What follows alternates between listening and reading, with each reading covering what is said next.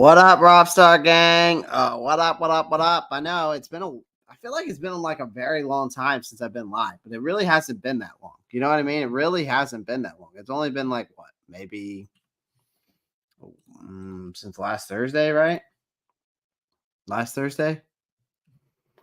Hasn't been that long. I've been posting up content though. Still posting up the shorts. If I'm not live, guys, I'm posting shorts up. Yeah, okay. February 14th. So 6 days ago. Okay. All right, so that was Valentine's Day. That was the last time I was live. All right, that's not bad. I was only live twice last week. Wow. We got to step this up. We got to get back on it. I'm just like noticing this. Clay's got to step his game back up. But if I'm not posting live, I'm posting shorts. So it's not like I'm not posting anything because I was posting up shorts all last week too. And the days that I was off, I was posting stuff. We're gonna get back into it. It's the off season, man. Um, it's the off season, so it's sometimes when it comes to content creation, you gotta get creative, and I gotta start getting my creative bones back into it. Obviously, we've been talking about Madden. I've got to get on. I've got to get better. I've been promising y'all Madden content, and I haven't, and it's been rough. So I apologize for that. I done a mock draft, traded down Pittsburgh, picked up the 51, 84, 120. Yeah. I did a mock draft on Sunday. Went pretty well actually. I think I made a trade for with Burns. And let me see if I can pull it up. Of course, it was Brian Burns because he's the only guy that we can trade for, right? To get anything. So, yeah, here's my mock draft that I made on Sunday. If you haven't checked it out, I presented it on Twitter. So, if you're not following me on Twitter, I'm always posting up mock drafts. Yeah, I was actually able, but see what I did here instead, folks, is that remember Washington has 2 second round picks. I was somehow able to swindle them for 2 second-round picks, a third, and a fourth for Brian Burns. So I was able to get a center for my first pick at 33, took Adonian Mitchell at the second, and I got Chatavion Sanders there as well. So I got 2 primetime. I felt like I got 2 primetime players there. Offensively with the center position, you know how Bradley Bozeman, and he's on his backside of his career, in my opinion. You've got we added, so then I traded back again. Actually, I traded forward. I actually got the 65th pick. Actually, I traded back and got the 67 pick and their 5th round pick at 138 for our 3rd round pick, and gave them a 7th round pick in return. So obviously, you know, when it comes to these mock drafts, you can do it in the best way you can to make them realistic. But you know that sometimes it's few and far between. Obviously, getting some defensive help there with Rook. Then get Bucky Irving. Then we got Renardo Green, and then we got Leonard Taylor. That also added on that defensive line again, build it within the trenches. And then I was able to build within the trenches even more, getting my future starting left guard, Cooper Beebe, and getting my future starting right guard, Zach Zinter. And then, of course, adding to that linebacker room. And honestly, man, like this has probably been one of my favorite ones right here. I especially, even though I don't think like Carolina for the Washington pick here, I think Burns would be good probably for their first 2 second rounds, but that's about it. I don't think I could get all of that in a pick. So it's very unrealistic. It's very unrealistic sometimes when it comes up. So we might end up signing and Trey Burns. It wouldn't surprise me. We might end up signed and Trey Burns. It wouldn't surprise me one bit. I mean, listen, guys. Also, I posted this the other day. I don't know if you saw this. Of the Chicago Bears again is showing interest in Brian Burns, and this dates back to last year's draft, and they are obviously trying to reassemble that pass rush there in Chicago. Now, Brian Burns' market value is around $21.7 million. Burns last season had over 50 tackles, 16 tackles for a loss, 8 sacks, and 18 quarterback hits. He's still asking. But the funny thing here is the defensive coordinator for the Chicago Bears, Eric Washington, there's some familiarity with Brian Burns. But in this scenario, Chicago is probably going to have to end up sitting draft picks over to the Carolina Panthers, because I guarantee you right now, the Carolina Panthers are going to tag and trade Brian Burns. The question is what is Chicago willing to give up for this man? General man. Yeah, so I mean, I think that even though they got, like, here's the thing, like Brian Burns' situation, it's crazy because obviously we got guys who are on potential rookie deals, right? They're still on their rookie deals, and they're obviously getting the 5th-year options kind of out the window on some of these guys, and we're going to talk about that. But the Brian Burns thing, here's the thing. I don't have much more to say about it, really, except when we talk about this. Actually, let's get into this first, and then let's talk about Brian Burns, because we know that Carolina has to aim to navigate some of these treacherous waters when it comes to these rookie deals and extensions, because since we're talking about this, and obviously Brian Burns is definitely the talk of the town here, guys. I mean, we obviously need to be very delicate in balancing out between securing the talent and avoiding the pitfalls of past mismanagement. Now, thank God Scott Fitter's behind us, because I think that now that we're in this cleanup mode, right, we have a task at hand here to build and this team essentially for the future success of the organization, right? We all understand that, okay? But the Panthers are poised to really make structural improvements under a new regime, right? And now they've got this, we're still under the ownership of a meddling owner with that Midas touch, but I don't know. Hopefully that gets receded into the background, as he said, and obviously time will tell on that, right? Feels like he's obviously learned his lesson a little bit. How much of a bit of that is, we shall see. And again, it all comes down to these contracts and these drafts and these players and these coaches. It all comes down to David Tepper, and it comes down to one thing, and that's him staying out of football operations. And until then, this organization is going to be in shambles. But if that is now going to be the thing of him being in the background, hopefully so. So only time will tell on that. But of course, in the midst of this whole thing, right, we have the free agency, the draft prospects, and we've talked about that multiple times on this show, right? They have to keep establishing stars on this team. They got to keep establishing those guys, right? Who are those dogs, right? So some extension cases are urgent, I feel like, right? Some in these situations are urgent, right? We definitely need to get some immediate resolution with some of these, okay? Others really afford the luxury of more of a cautious approach. You enter the rookie extension candidates here, like you see here, and each of them have their own narrative, obviously potential price tags as well. Let's talk about Chuba Hubbard, because I'm going to save the best for last for Brian Burns, okay? Chuba Hubbard, obviously last year really shined, showed a lot for me, right? Definitely stepped up. Didn't know what to expect with him, right?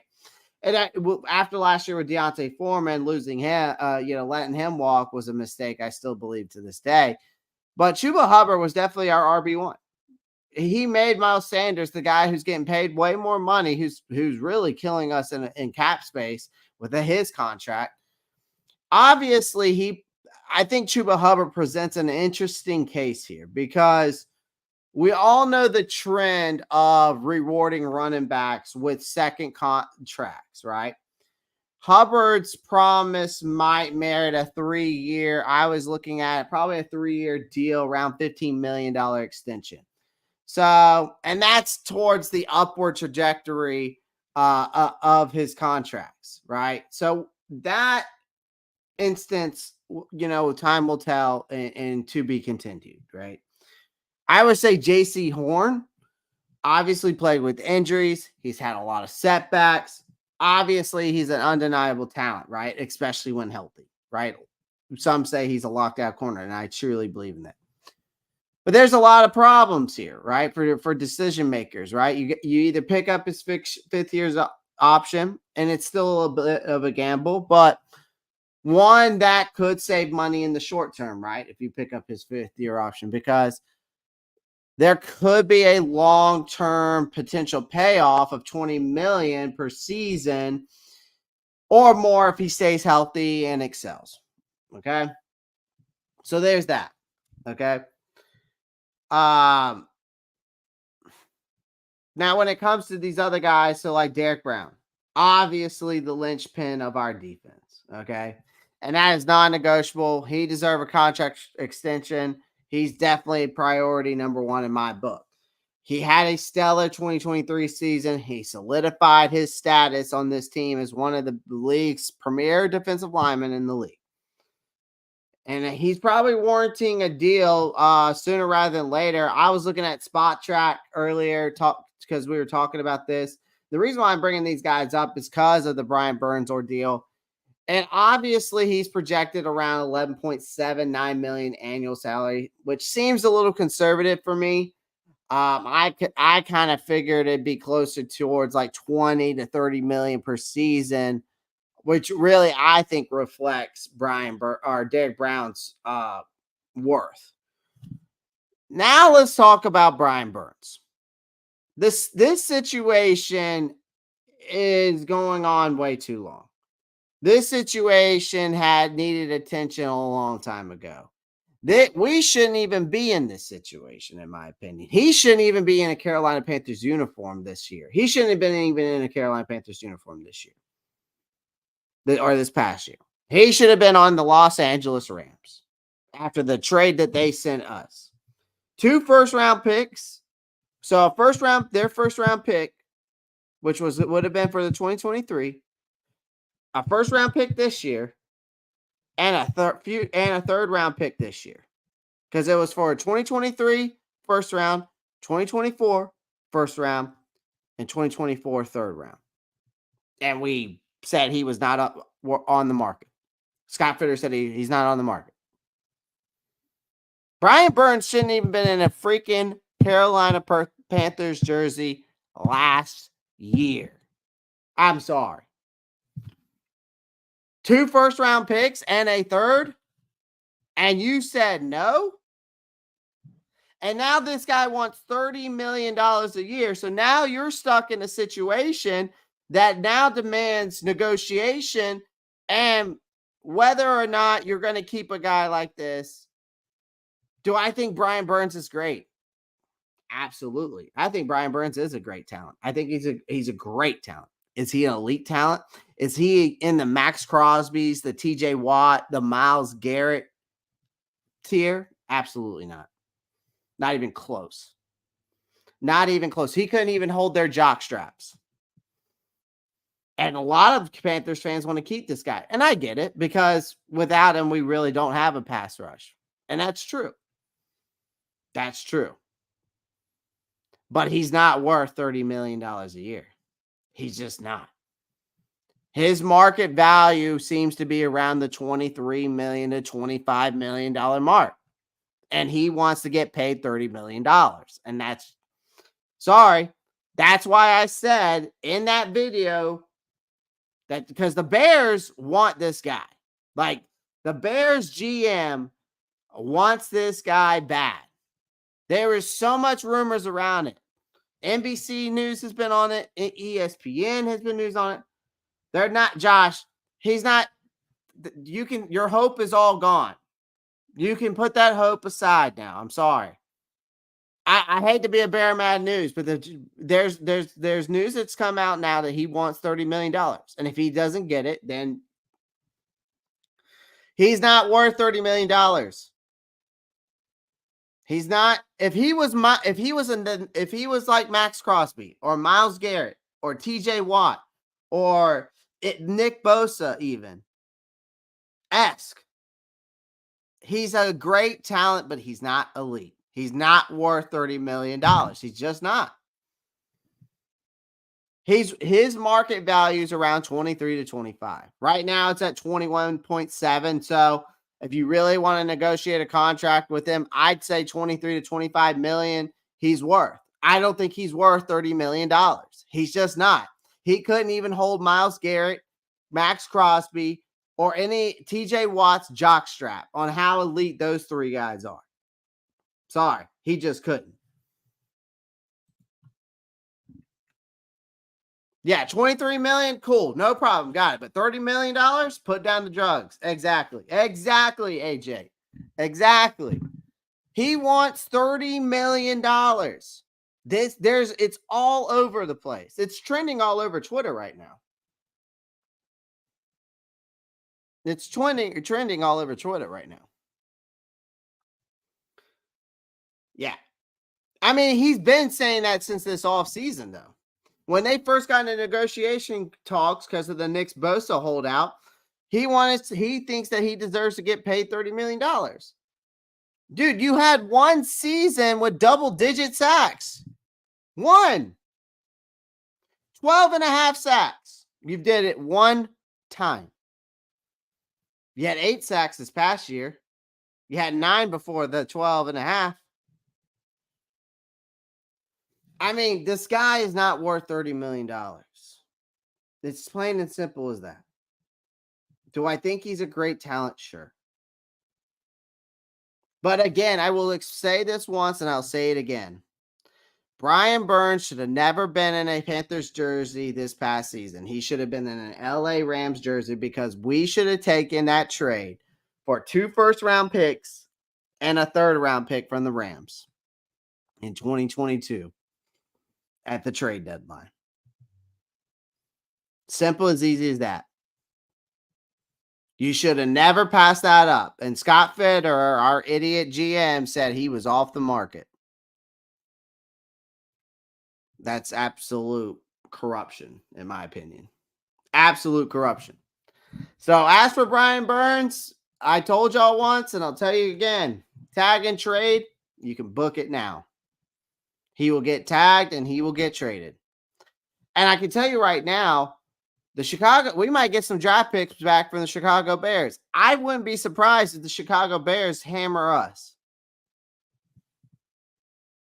Oh, JP, it's fucking bullshit. It's fucking bullshit. It's bullshit. Everybody thinks this guy, like, listen, we've said it, even me, JP, I think had our conversation about this before. I think it might have been a little bit of an argument. Maybe not. Maybe we were agreeing on it. I can't remember. But either way, I told y'all Max Crosby is way better than Brian Burns. And nobody believed me.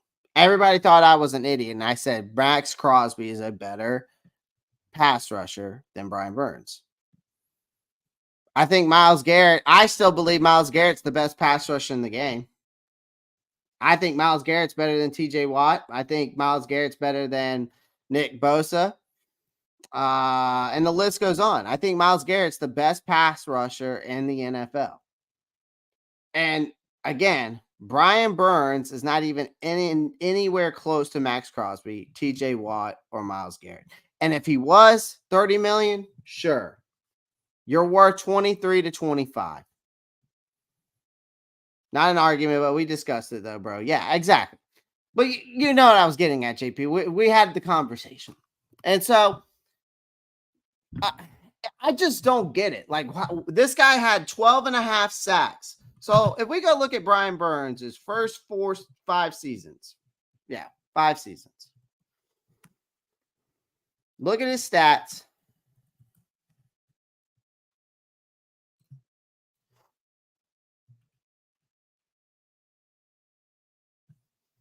I want to look at it from a different standpoint. Let's go. It's just, it makes no sense to me that this guy's worth $30 million. Just doesn't. I mean, you had you had 30 solo tackles, so that puts you at 29th in the NFL. That puts you at 13 assists at 23rd and 9 sacks. Oh, you had 9 sacks this past year. Okay. I thought it was only 8, but maybe the PFF got it wrong. 1 forced fumble. Okay. 2022, you had 30 tackles, 19 assists. Okay. 13 sacks, 1 forced fumble. Okay. Great. 2021, 31 tackles, 10 assists, tackles. Again, 90, but you had a 73 pass rush and a 43 run defense. So you're terrible against the run. Honestly, you had your best overall year in 2020.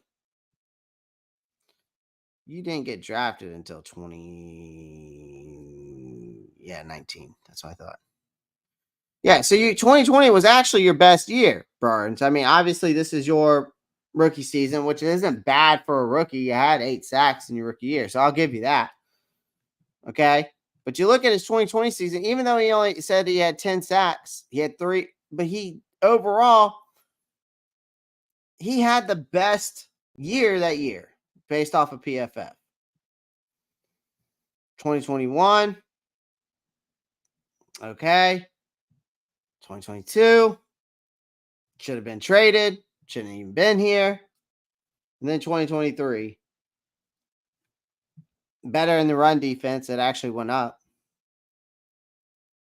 But you want to see what a guy that looks like that was worth $30 million? You want to see a guy that's worth $30 million? This guy's worth $30 million. This guy is worth $30 million.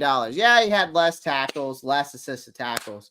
But for what he's supposed to do, who's supposed to get to the quarterback, he got there 15 times. He also forced four fumbles. 15 sacks. 57 hurries. 14 quarterback hits. So if we go back to Burns, okay, 10 hits, 21 hurries, 9 sacks. So let's go back to Myles Garrett again. Let's compare it again. 57 hurries, 14 quarterback hits, 15 sacks. That's a person that gets paid $30 million a year. So we're drafting edge at 33. Serious though. We have to draft an edge somewhere in this draft. Burns, cool, just not a complete player. I've been screaming about his run defense grades for years. Not even tops in pass rushing grades either. Reality, fan love. Exactly. And JP, I know you tune into the Black Cat Panther podcast, and they're all about it, ain't they? They're all about Mr. Brian Burns over there, aren't they?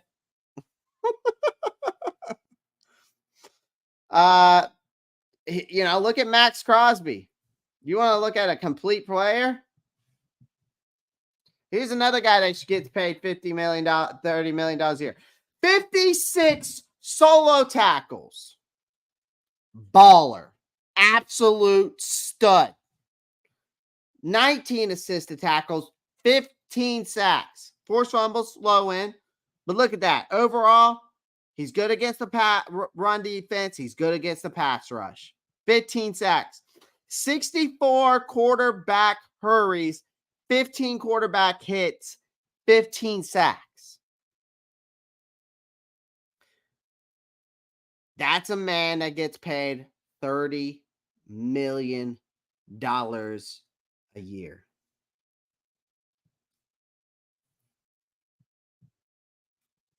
I bet you do, JP. I listen, I've gone to war with them too, brother. You ain't the only one. Then you won't be the last. But again, this is another man that gets paid $30 million a year. So Brian Burns couldn't even hold either one of those guys' jock straps. He's not worth $30 million. He's worth 23 to 20, 25 at the top end, 22 at the low. His ceiling's $25 million. I think his floor is definitely 22. But that's fine. Let's tag him and trade him. And if I'm trading him, I'm trading him to Washington and see if I can get those two second round picks from them. I think that would be doable. Or I'm accepting the Ravens trade. Or again, like I said, the Bears want him. I'd be willing to take the picks back that we lost from the Bears. Obviously, we probably wouldn't be able to get that that ninth pick. I don't see them trading Brian Burns. They're not going to give us their first round picks for him, or at least the number 9 pick. Rumor is Burns was quoted 23.5 a year by our front office. Not sure if that's true or not, though. I mean, I could see that. And I think that's a fair offer. I really do. For his player caliber, I think Burns is worth, like I said, 22 is the floor, ceiling's 25. So again, I told y'all, and I'll say it again. I told y'all on this show, I guarantee Brian Burns will be tagged and traded. He shouldn't have even been in a Carolina Panthers jersey. He shouldn't even been in a Carolina Panthers jersey this past season. He should have been in a Los Angeles Rams jersey. Yeah, I think that with the Bears, what we possibly could see is something like this. So let me get into a mock draft simulator real quick. It doesn't matter about that. So, for example, like this is a trade I could see. So we use the PFF one. So, for example, I think what we could see for Brian Burns is probably something like this from the Bears. The problem is they don't have a second round pick from the Bears. So if we were to even give them this, like, I don't even think PFF would accept it. I mean, you can offer it. Yeah, see, they're not going to accept that. I mean, unless you give them Burns and a pick, maybe like the 165, maybe that. I mean, unless you trade him the 102. Again, though, then you're out with a third round. You're out of there unless you do something like that. I just don't see it. Yeah, I mean, again, I just don't see it. Now, obviously, they would do that for the number 9th pick. But if we take the number 9th pick, what are we going to do? Right? What are we going to do? Are we going to trade back with that?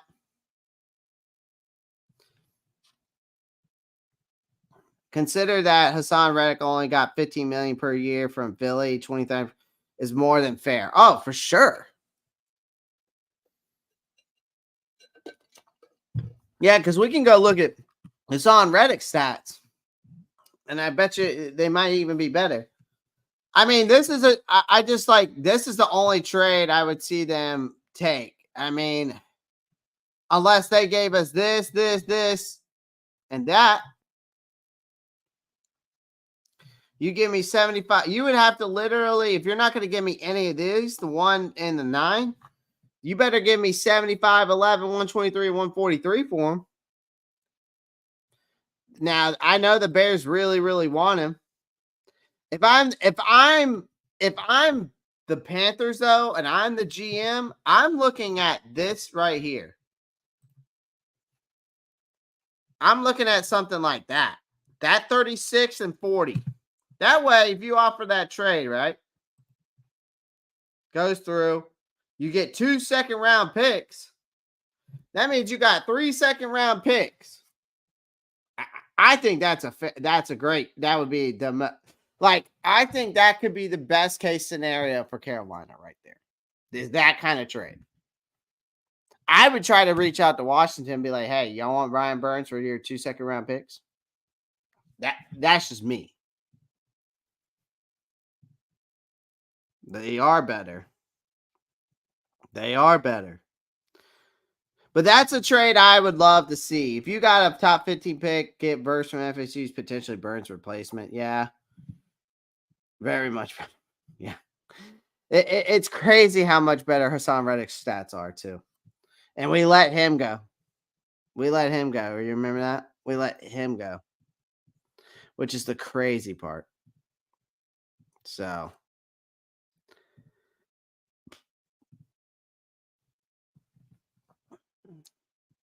What up, Matt Chatter? All right. Do y'all like the power? Y'all like this? I kind of like this. I kind of like y'all being able to see me and the background movement. I like y'all to see the stadium back there. All right. Now, another thing. These are some bold trade moves here now. That because I've been reading on some stuff. Obviously, we're looking for a tight end. We're obviously looking for a wide receiver, right? Now, there are some bold trade rumors I've seen out there, and these are ones that just have stuck out to me. Obviously, our GM, Dan Morgan, has a daunting task to obviously revamp this offense. We all understand that, right? But we got to do it, right, without breaking the bank, right? Breaking our backs. And I mean, obviously, there's some bold trades out there. But they're not too bold to the point where I think we're breaking the bank for these. Okay. First up, I think why not snag a first round gem? Because obviously we've had this debacle of losing the number one pick in 2023, obviously trading into the round number one. Could be in a redemption arc for Carolina that obviously people are craving. Our fan base wants that first round pick. It makes them feel comfortable, right? It's like that you go on a bad Tinder date and you go back to your ex because it feels comfortable, right? But picture this. Brock Bowers is slipping down the draft board, a beacon of tight end talent. In the midst of this whole positional chaos of wide receivers and tight ends, right? Because that's what we're in.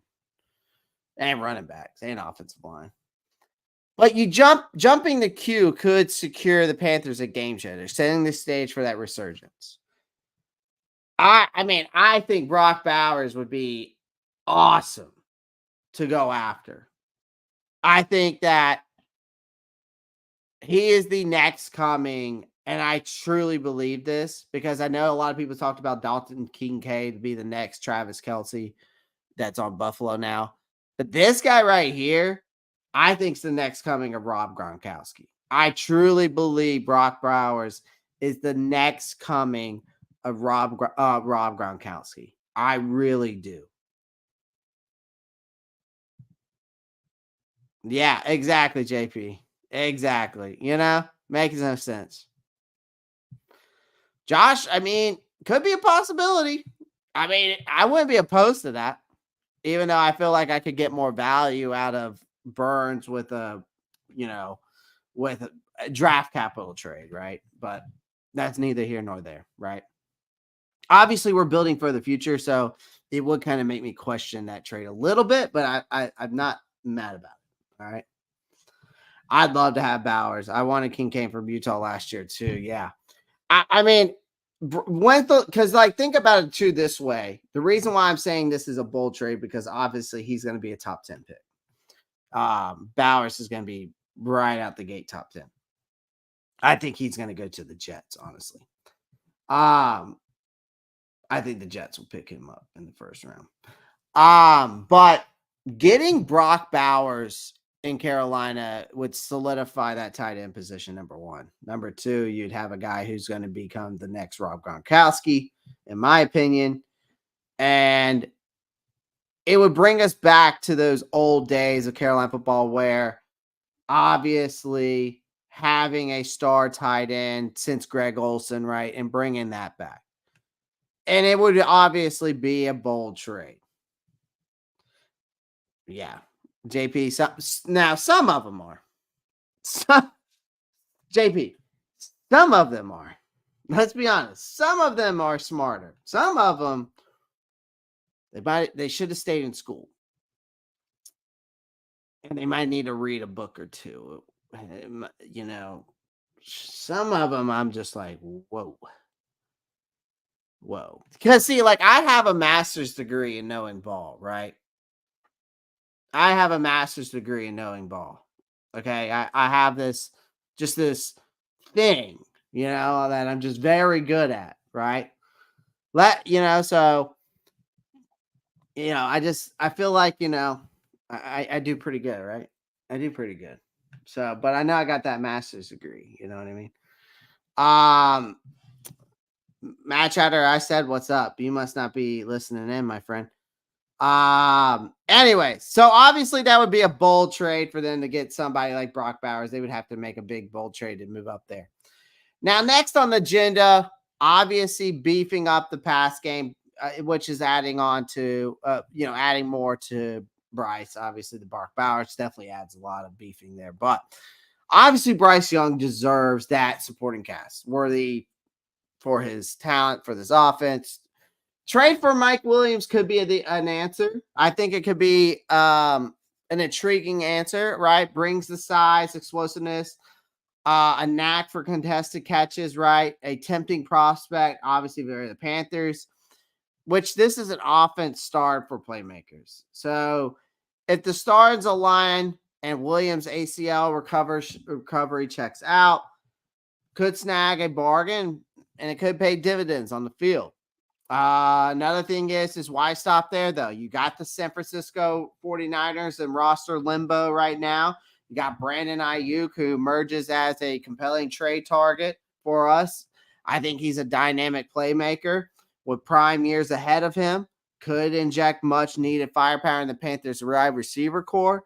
While his price tag may raise some eyebrows a little bit, but that potential payoff is undeniable, right? He's a bona fide wide receiver one for Bryce Young, who could elevate this offense. But could y'all just imagine these three guys on this team? Could you imagine that? Could you imagine a guy like Brock Bowers, Brandon Ayuk, and Mike Williams on this team? How would you feel about that? Could you just imagine that, chat? Couch GMs everywhere, right? Right? Some of our fans pick Will Shipley over Braylon Allen. Oh, my God. AJ Brooks ain't going to let me live that down. AJ Brooks is not going to let me live that down. He comes in the chat and just slaps me in the face with that every single time. Every single time. Never fails. He catches me completely off guard. Like, it's just like perfect timing. Like, it just hits me. I see it. I go on through the chat. I go on my rant. I come back to the chat. And then just bam, he hits me with it. And I'm like, damn, AJ. Damn. I wouldn't be mad at either one, though. I can tell you that. I say we go out and trade for 20 draft picks and draft a whole new offense. I mean, listen, I wouldn't be opposed to that either, my friend. I wouldn't be opposed to that either. Oh, you're 20 minutes behind. Damn. AJ Brooks killed, dude, this comment. Oh, man. He's calling me out, by the way, chat. So if it's none of y'all that know, he's calling me out. He has not let me live this down. He has not let me live this down. I just like the versatility a little bit more. Does he fit? Well, I say that Will Shipley fits our offense better than Braylon Allen. I would say no to that, AJ, just so you know. I think Braylon Allen's that power workhorse running back is what we need here. I think is what we need here. I just like the versatility of Will Shipley a little bit more. That's why I have him above him. But I literally have him one above him. So it's not like I got Will Shipley, 2 positions higher, all right, or 3 positions higher. All right. It's not like that. It's not like that. Oh man. So we go. I listen, I wouldn't be opposed to that. Well, I think with draft capital would be great. That's weird, Matt Chatter. Sometimes it does that. You just gotta hit the refresh. Yeah. Yeah. JP, he got me. He got me good. AJ Brooks got me good on that one. I remember we offered him, it was like 24, 25 last year. Dude turned it down. Zach, again, he shouldn't even been in a Carolina Panthers jersey. This past year, he should have been in an LA Rams jersey. Burns should have been traded for those 2 first-round picks and that future third pick from the LA Rams, and we wouldn't even be having this conversation right now. Will Shipley's a better prospect than Braylon Allen. That's a big take, man. Listen, I don't think he's better as a better prospect. I think Braylon Allen's a better fit here as a prospect wise.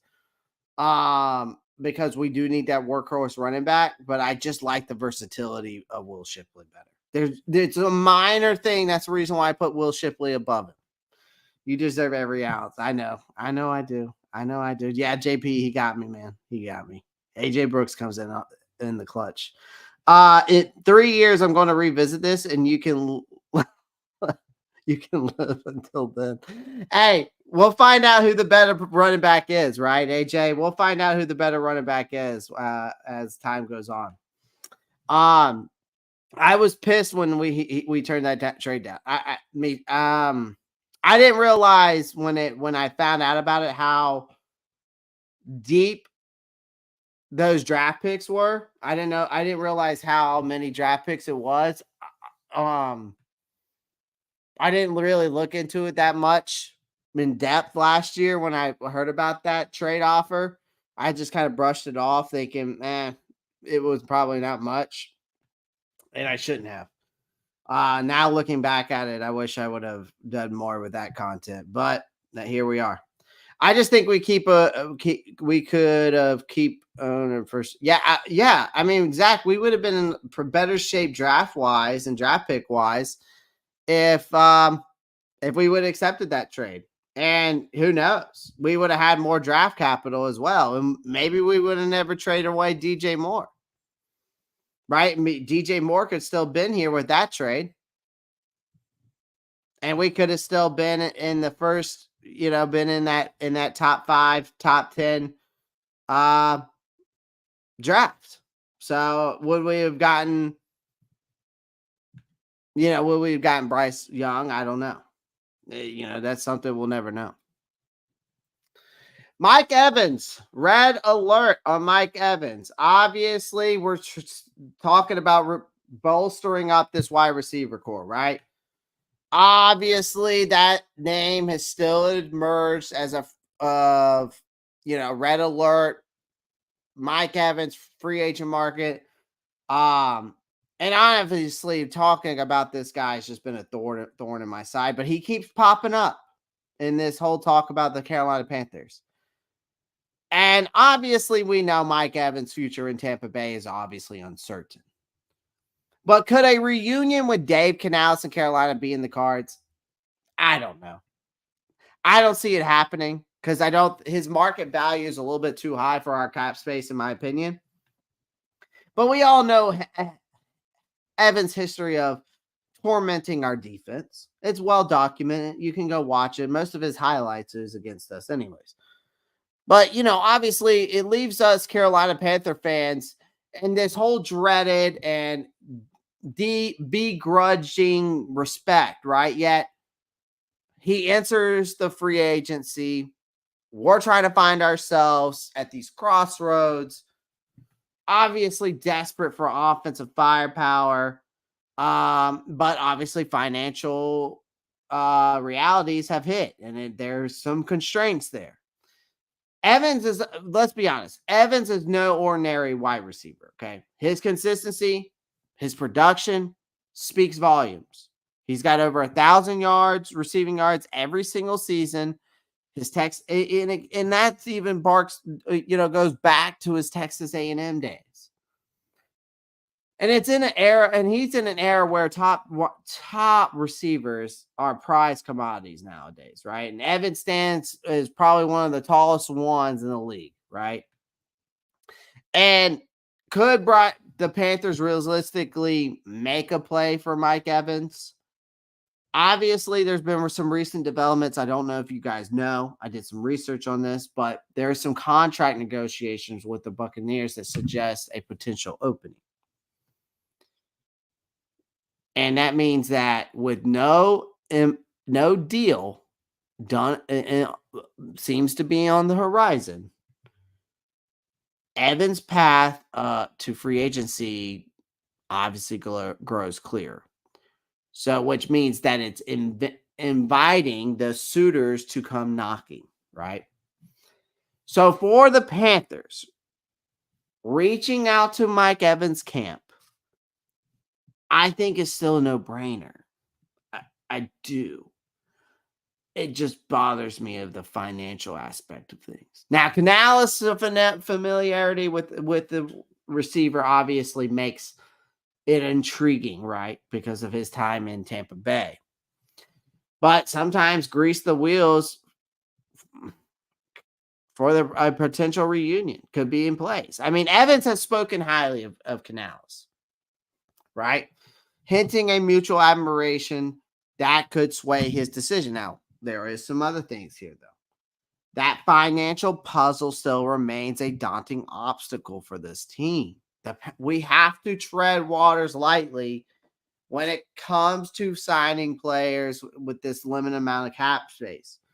There's other pressing needs to address as well. I know the wide receiver is a pressing need, number one, and I think a lot of people in Carolina Panthers fan feel that the wide receiver position is number one. And obviously, Evans could undoubtedly elevate Bryce's game. And that's a hefty price tag that raises some questions about it being feasible, right? So, as we know as of right now, the Panthers are going to have to weigh their options. You're going to allure a guy like Mike Evans, it cannot be ignored. But his addition could provide Young with a true wide receiver one and signal a bold statement of intent for the Panthers' future aspirations. Now, yet, then there's that unpredictability landscape of the NFL where we all know that dreams of landing these kind of marquee talents really often collide with that harsh financial realities. And so in the end, only time will tell, guys. I think that Evans wearing those Carolina Panther colors remains to be seen. It's just I just continue to see this guy over and over and over again, all over the place. So, is Evans wanting to go to a rebuilding franchise though? That is a good question. That is a great question, JP. I don't think so. I think he wants to go somewhere where he can win another chip. He got one with Brady. He obviously I think wants to go somewhere else. I would rather get McCold Hardman and Donovan Peoples-Jones.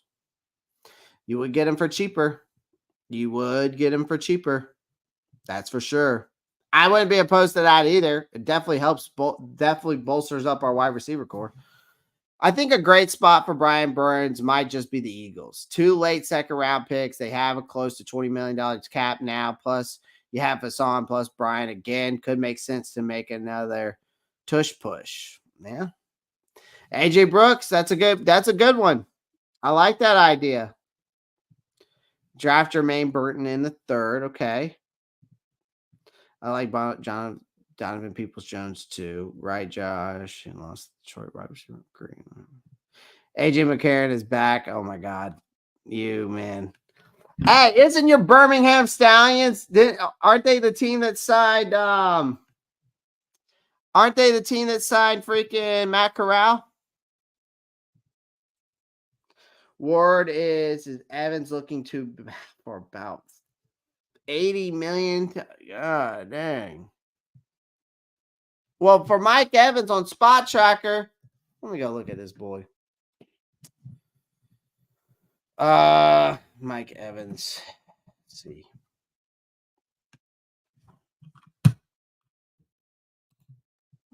Mike Evans on Spot Tracker, free agent tracker. So Mike Evans from Spot Tracker, market value is at 23.8 million per year, which means his market value is around a 4-year contract, 95 million. I think PFF said that I think he's looking for like a 3-year deal. Let me look at something. PFF, Mike Evans, free agency. No, wide receiver free agents.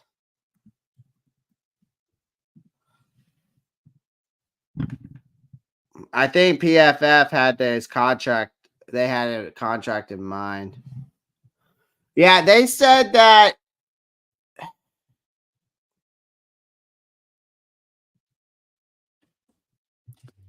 They said that his contract would be around. No. They said his contract might be around the same like Devontae Adams. So it'd be like a 3-year deal, like 68 million. I mean, I don't know, man. I just don't see it. I just don't see it. Matt Corral's him. DBJ is a Michigan kid. Go Blue. Think he's a wide receiver 1 though. And you think he's a wide receiver 1? That's big, JP. That's big. For Matt Corral, good for him. Yeah, I know, man. I told you about Mike Evans, Clay. It's a possibility, slight chance it might happen. It might. It's a slight chance. It's a very slight chance. How much would Donovan Peoples-Jones cost? Donovan Peoples-Jones.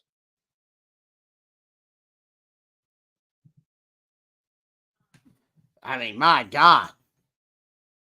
His dude, all right. Y'all are asking about Donovan Peoples-Jones, right? Smash that like button. Dom34, appreciate that, my friend. Marquise Brown would be a cheap option at wide receiver. Yes, he would. He would only be a 1-year, 12.5 million. I don't think he's a wide receiver 1, Clay. Okay. All right. I don't think he's a wide receiver 1 either, but okay, let me ask y'all this. Do you think Donovan Peoples-Jones is a better wide receiver than DJ Chark? Let me ask you that. Is Donovan Peoples-Jones a better wide receiver than DJ Chark? Because here is Donovan Peoples-Jones. He's worth his market value, his annual salary is 2.7. So that's a calculated market value. So 2.7. All right. Average salary there. He's got current contract, though, free agent 2024. Average salary is $870,000. Stats last year. Let's look at his stats. So with Detroit, now in Cleveland, he had 1,000 yards, and he got better as time gone on. Right, 2020, 268, but then in 2021 stepped it up, had over basically 700 yards, 3 touchdowns. 2022, right, played all 17 games, had over 1,000 yards, 3 touchdowns. Then this past year, obviously, though, I mean, Josh Reynolds, Ross St. Brown, and Jameson Williams, 490 yards and no touchdowns. But, he's on a team that has more weapons. So his productivity, I knew was going to go down. Like Ayuk over Mike Evans personally, me too. But he's a trade target, not a free agent. Yep. if we can't afford if we can't afford our edge rusher, I doubt we pay top wide receiver in free agency either. Yeah, I don't think so either. I don't think we pay that either. So would you say so that's my question to you guys. Do you really think that Donovan Peoples Jones is better than DJ Chark? I just keep Chark and see how his second year under new coaches will go. Yeah, I mean, we'll talk. Actually, that is a topic in today's show. So we'll be talking about could they possibly bring back DJ Chark in today's show. So stick around. He's been more productive. Okay, okay. I'd be willing to take a chance at DPJ though. Okay, all right. Probably not, but be willing to take a chance. Fair. I think a guy that people are not talking enough about, and is I'm glad that Dom brought it up in the chat. I've been saying this. I think Marquise Brown would be a guy to go after.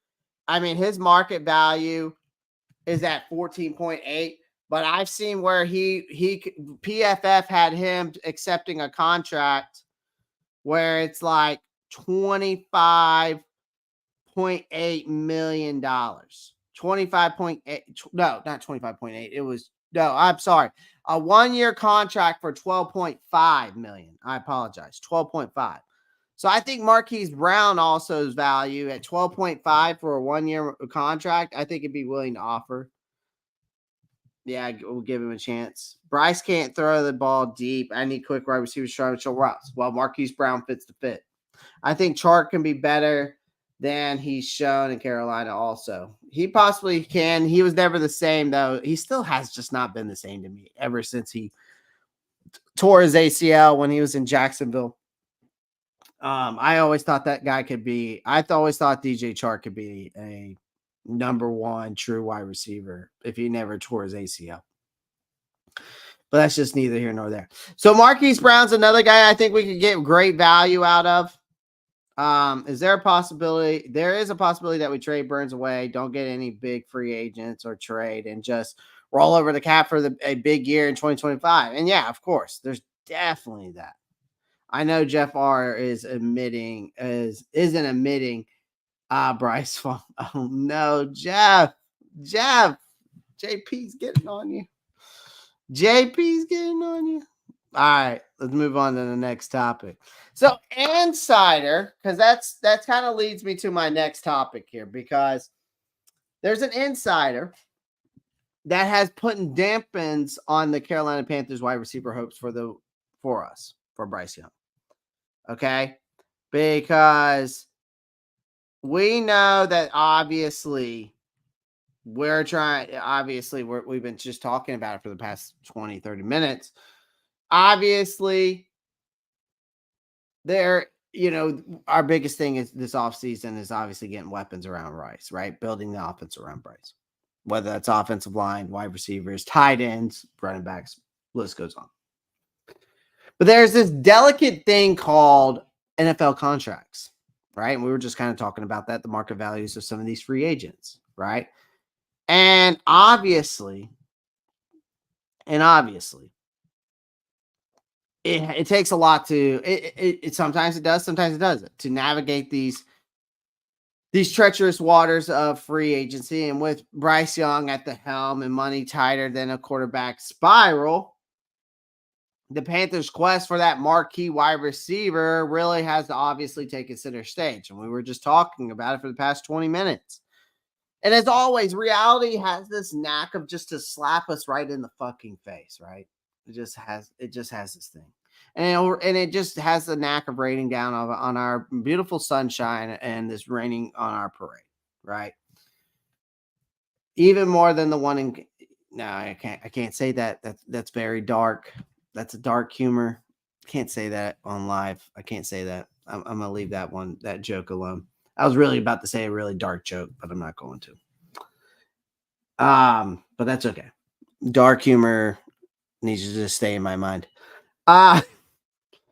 But you bring in Brant Tillis, this guy who's supposed to be this whole financial guru, right? Which he obviously proven to be because what he did in Kansas City, being able to sign Patrick Mahomes for that big, huge contract, and then was still able to bring in guys. And he's obviously been able to do this multiple times, and has been able to been able to do that responsibility. But when it comes to this, there's a market where overpaying in this NFL is as common as a false start penalty.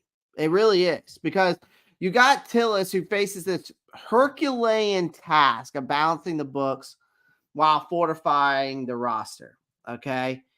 And you got the dreams of landing that star-studded wideout are met with a reality check, courtesy of your as you can see here, Albert Beer.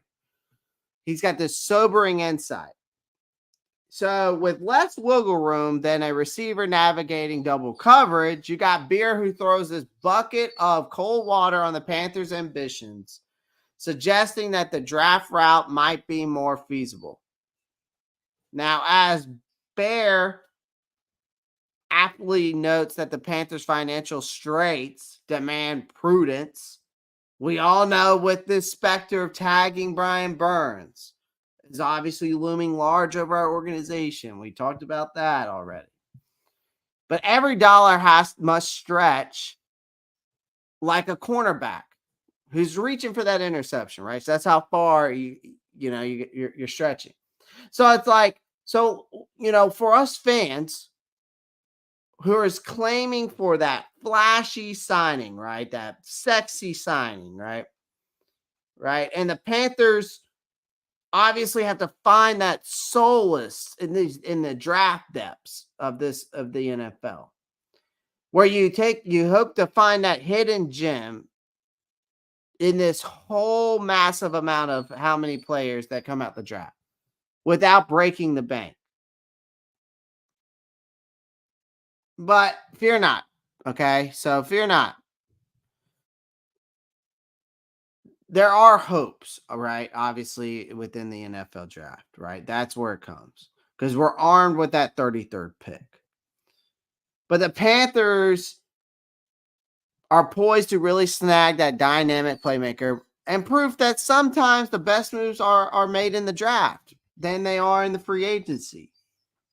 And I think that the Panthers have to plot this course forward, and a newfound sense of patience is in the air. And with the fact that maybe David Tepper isn't using his Midas touch, and now he's finally embraced the long game, with maybe finally has some more patience, and maybe that sportsology firm brought in a therapist for him to sit his ass down to and get really get in his brain. I don't know. But the thing is here is that you can finally Panthers can finally shed the shackles of quick fixes, because we got to embrace a path of substantial growth and a gradual progression towards gridiron glory, because we are in full rebuild mode. There's a lot of twists and turns here. Obviously, it's the off season to maneuver things. One thing remains certain for me is that change is on the horizon, whether that's through the draft or free agency, and hopefully Tillis at the helm can fix that, and Young can be ready to lead, and hopefully play better than he did last year, and hopefully he can show us that he can be a true starter in the NFL. But obviously, some people like to rain on others' parades. Draft 2 wide receiver, bring in TMJ, re-sign ICM. Yeah, I mean, I like that too. I like Bryce, but he may need more help than we can give him. Absolutely. Josh, I don't hate that. I don't hate that. Oh, we talk about receivers. Give me T. Higgins. I would love that too, but again, market value. Love dark humor. Yeah. It's my downfall. Bryce is going to look way better than this year. I'm calling it. I hope you're right. I still need to be proven otherwise. We got to have a good or great draft with what we have to deal with this year and build off that going into next season. Absolutely. We have to improve on all sides of the ball. Absolutely. And it starts within the trenches, Dom. I'm a true believer in that. If you can change your perspective that the worst moves we could think of might be the floor for the Panthers, then everything will be better, right? We could pay Brian Burns, draft safeties and cornerbacks and kicker. Oh man. I know. We could pay Burns and draft safeties and quarterbacks. We need corners. I will say that. So I wouldn't be mad about that, but I just don't know paying Burns $30 million. Just doesn't make sense to me.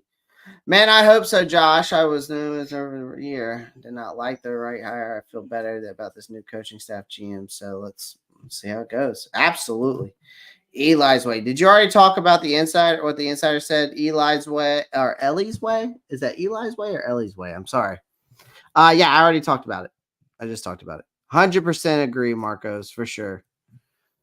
For sure. Now, let's get into some idiotry or stupidity. Hold on 1 second. I'll be right back.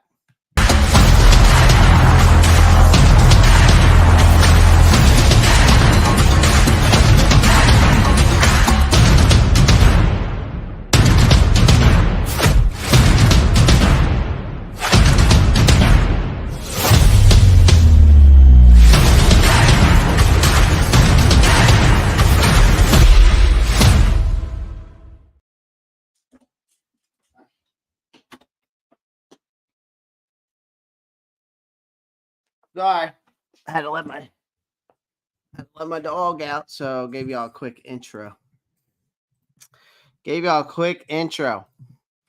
Our organization has changed the way we deal with signing players on their last year in their rookie contract or coming free agent. Oh, has to change. Absolutely. We definitely have to change it. Think about the times where we've let guys go, like Julius Peppers is one that always seems to go. Hassan Reddick, right?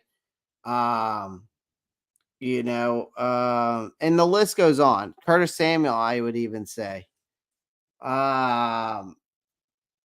So yeah, it's crazy. It's crazy to me because the list goes on guys that we could have re-signed that we didn't, right? So it is what it is. But definitely have to change our ways in that. And I think that's where Brant Tillis, Dan Morgan definitely put their heads together, right? That was nice. Oh, I appreciate that. Yeah, that intro it's a good one. It's a good one. Let's talk about this knucklehead real quick. Now, have y'all seen this video? Because if you haven't, I'm going to share it with you. Because I really, really want to have a conversation with this gentleman. I really want to have a nice conversation with this gentleman.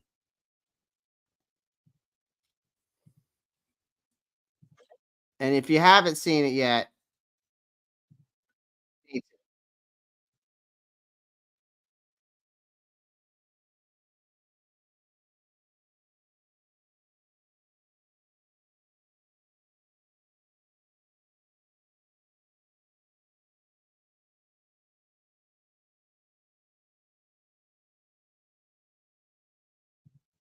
so I'm going to show you this.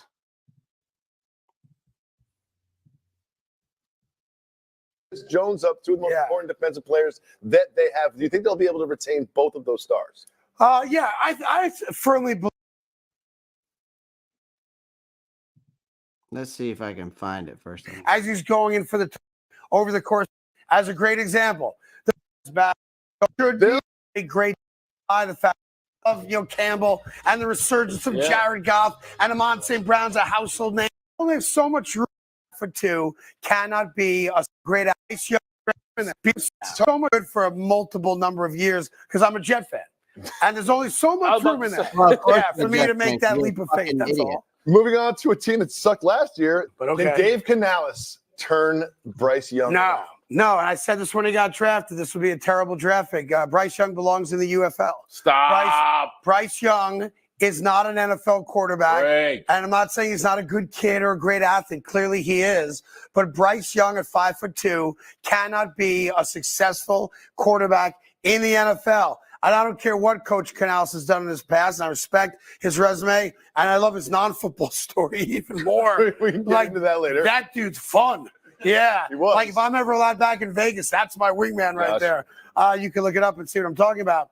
But this is why I said back in April of a year ago that C.J. Stroud was the obvious number one pick. And if you took Bryce Young, you were making a mistake, and you can check the tapes. I said it. Because as great as he was in college, as smart as he is, as athletic as he is, he's not an NFL quarterback. He's almost like, to me, he's like Dave Meggett. He's like a third down specialty back, or maybe a slot receiver on 3rd and 2. He is not an NFL quarterback. He will never have great success in the NFL, and it was one of the worst picks a team has ever made in the history of the NFL while picking number one. Wow. That's horrible. Yeah, ask the Houston Texans That's a if they horrible- wish they'd gotten Bryce Young. That's a horrible take considering they don't have an offensive line. They have You Adam blame anybody Thielen. else. Receiver. Slide. Yeah. You're talking about Adam Thielen, who's 33 years old. He's a The scat back. It's pretty much what Justin Fields went through. Yeah. Bottom line, Bryce Young can play football. No, he cannot. He needs help. No, he He can't. don't have help. He doesn't You have can't coach be staff. 5'6" and play in the NFL. How the hell can he at help? quarterback? How tall he is? That's the point. But the man went to Alabama and balled out of his skull. Doesn't matter. What do you College- mean? college SEC football's is the different. hardest Stop it. conference Have in them football. play spread Canales offenses, was- and Canales was everybody's like wide Dr. open. Frankenstein to Geno Smith. Just brought him back. Yeah. Dr. But to Frankenstein. for slight Baker Bryce Mayfield. Young with no pieces, no offense line, no defense, no anything. The man walked into the building, it was an empty warehouse. And you want him to bring home any wins? Listen, I'll be clear. This is why on my business card it says football savant. Yeah, I well, know you need to things burn it. other people don't see. This is not a personal. Yeah, because it's a fake. Because it's a fake. He doesn't see. I have a master's degree in knowing ball. That guy has a fake master's degree. Okay. So I mean, so let me say this to this lemon drop fuck. And I hope he watches this one day. Because I'm really about to go in on this guy's ass, because you have this guy like this who's I've never even heard of this guy before. So I'll be honest. But where everyone's a critic, of course, about the quarterbacks. Quarterbacks get more criticized in the NFL than any position. But very few grasp the game of it in the NFL. So you bring this guy. Let's enter Craig Carton in the chat. The maestro of obviously misguided hot takes. Obviously, whose recent commentary on Bryce Young definitely raises some eyebrows and obviously raises some blood pressure. And I honestly think he said it for some clickbait bullshit. He used it for clickbait so he can finally get his name out there, because nobody knows who he is and nobody knows who I am. And but I don't do clickbait shit. But Carton obviously aimed for Bryce Young's stature in a move that would make even the most seasoned provocateurs blush. Likening the Heisman, winning quarterback to a third down specialist, or heaven forbid, a slot receiver. It's a comparison as baffling as a flea flicker on a 4th and long, a Hail Mary of hyper bowl that falls flat on its face. But wait, there's more, because when he was talking, Carton's critic didn't stop at Young's physical dimensions. When we just watched that video, right? He doubled down on the disparagement and labeling the Panthers' prize #1 pick as one of the worst selections in NFL history. And it's a proclamation of, I would say, audacitous. And this whole saga for Bryce Young, right? Who I think has the potential to be a starting NFL quarterback. I never said that he's a true starter yet. But the UFL proclamation is definitely a hot take. And, bless this man's heart, honestly. because he's really outdone himself on this one, guys, because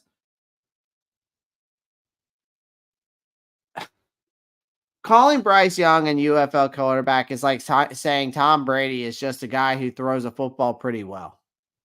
It's laughable. It's ludicrous. And well, it's Carton being a cartoon. It's Craig Carton being a cartoon, a clown.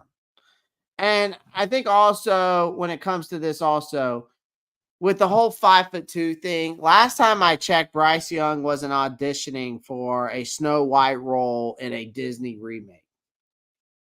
He's the Heisman Trophy winner, for crying out loud. Sure, he's not towering the figure of a typical NFL quarterback. The height isn't everything. Just ask Russell Wilson. Just ask Drew Brees. So obviously, Carton's comments are a beacon of absurdity in the sports world.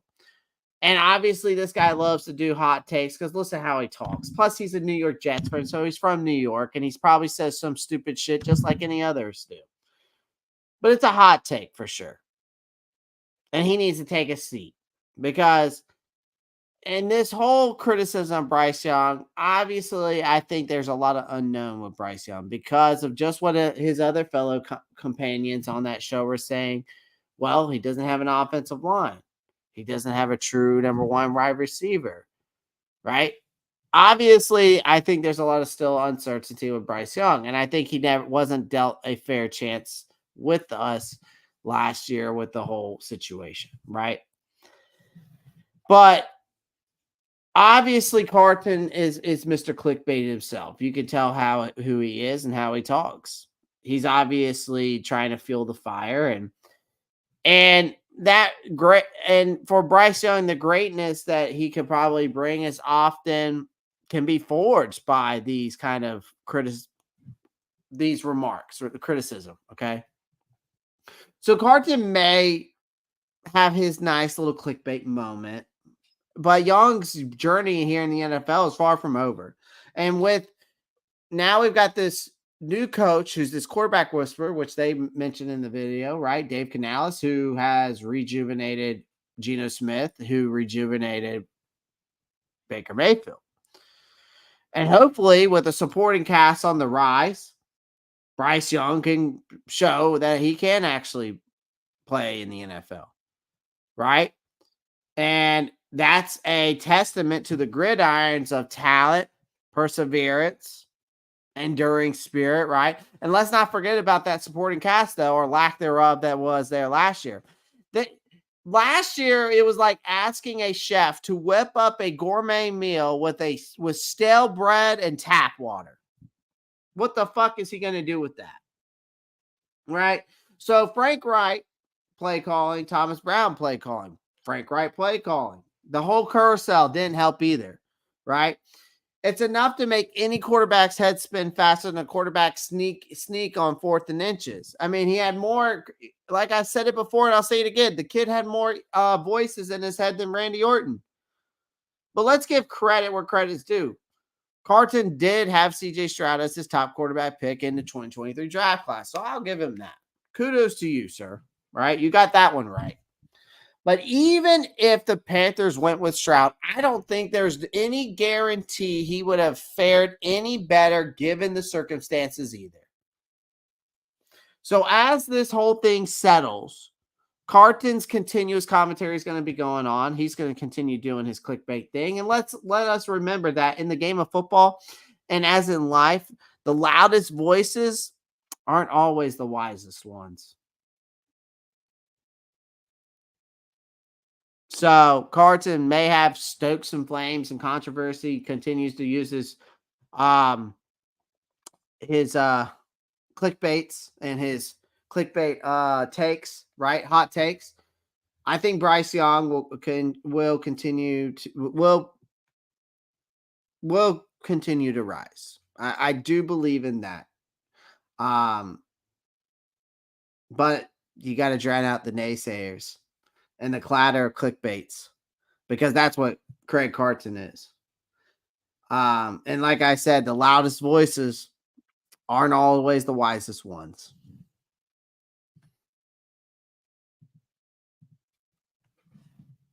So, mark my words, this dude's going to get hit hard with receipts after Young start playing with the best football ever. Tell him, keep going. I got your back. Honestly, he did, though.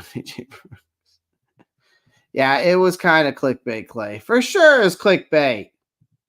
Once Bryce started balling out, dude, going to be attacked by a big-time watch. Yep. He's a Jets fan. So it's par for the course to disparage when even remotely good players on their own team.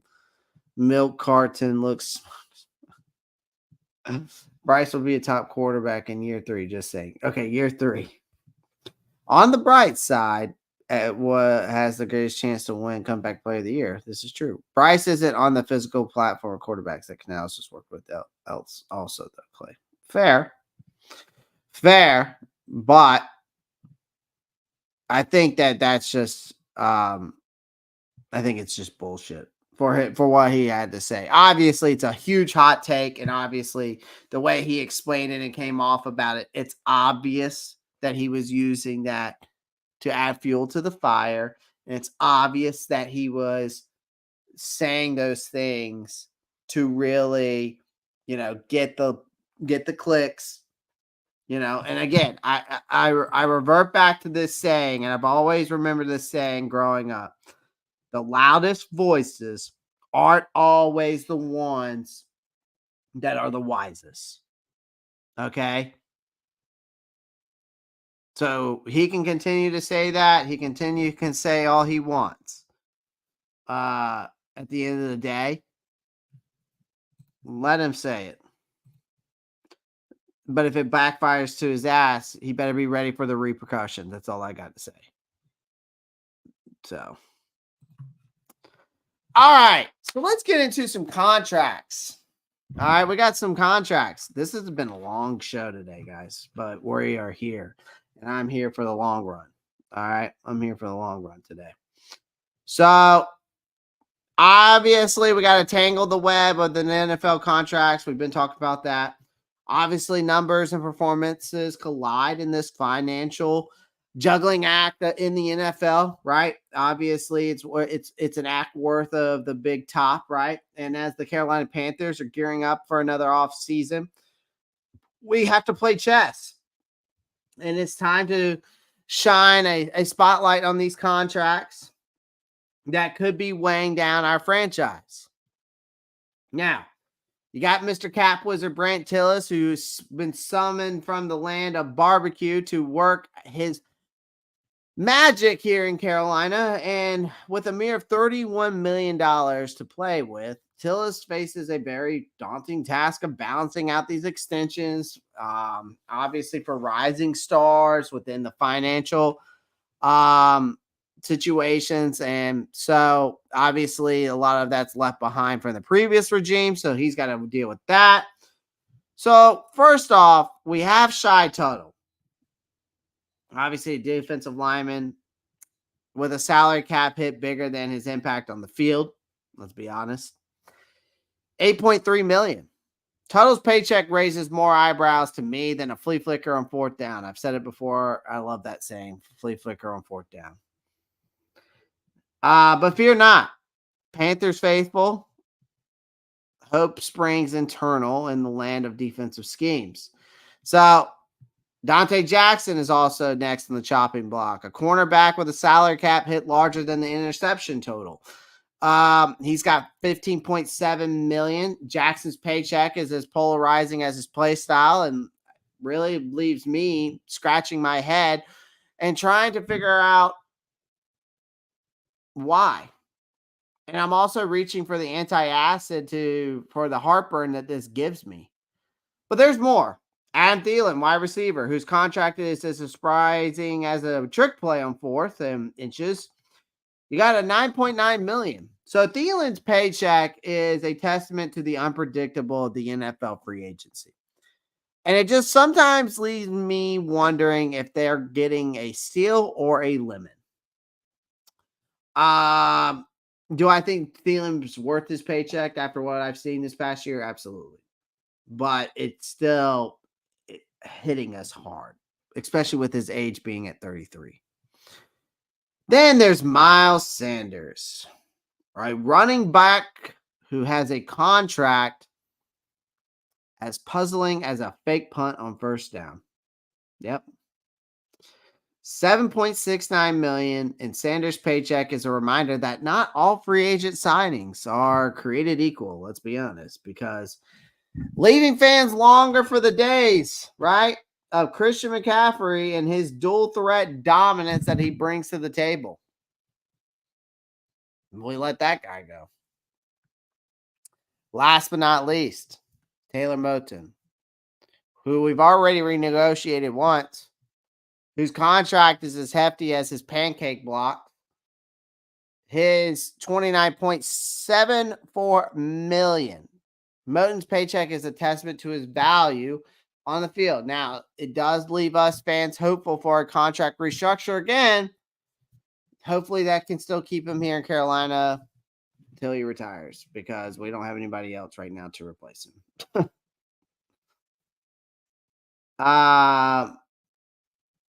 Good, great. I agree, Clay. Good show, though. I appreciate that, JP. I ain't done yet. We got more topics to come.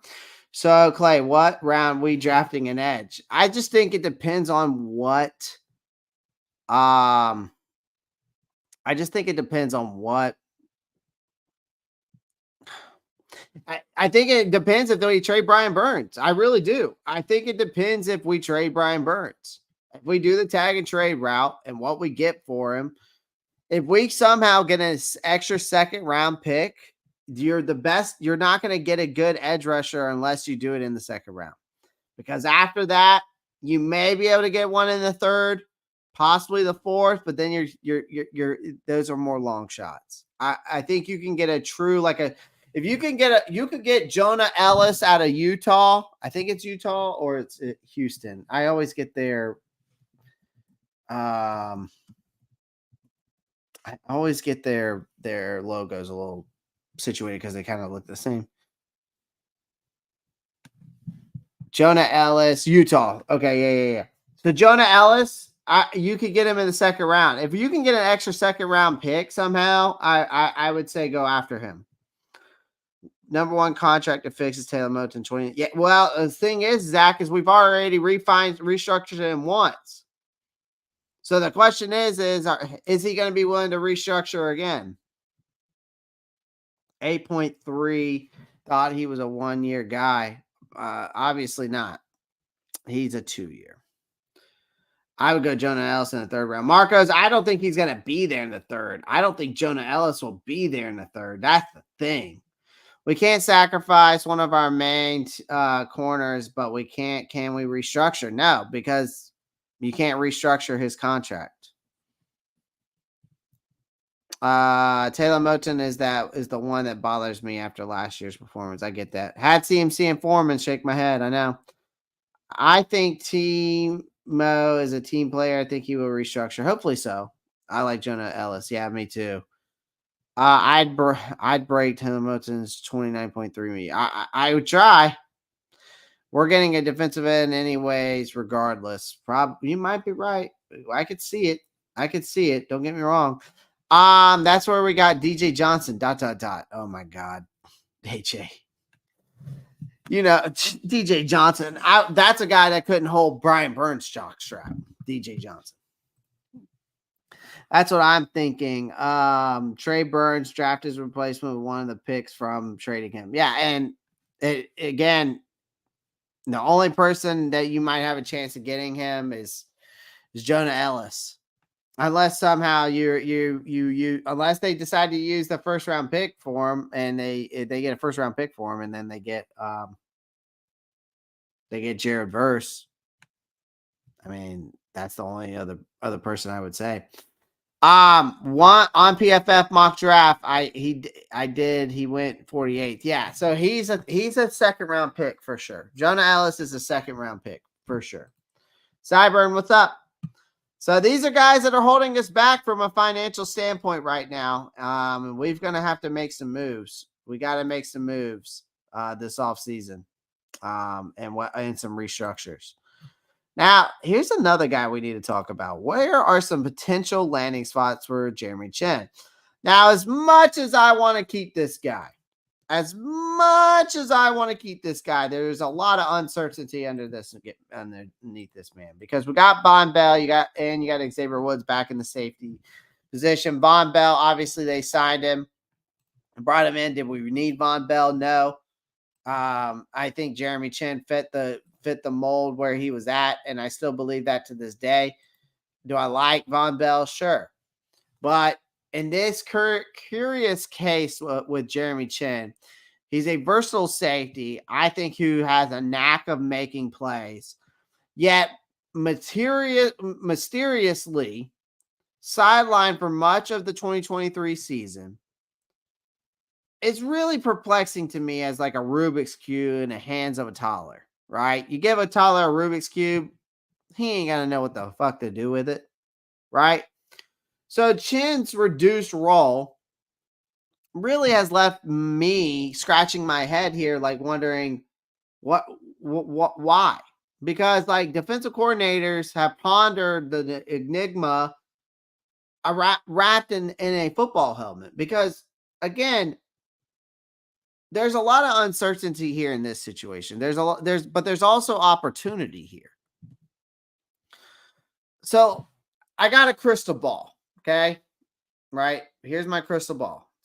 It's imaginary. Okay.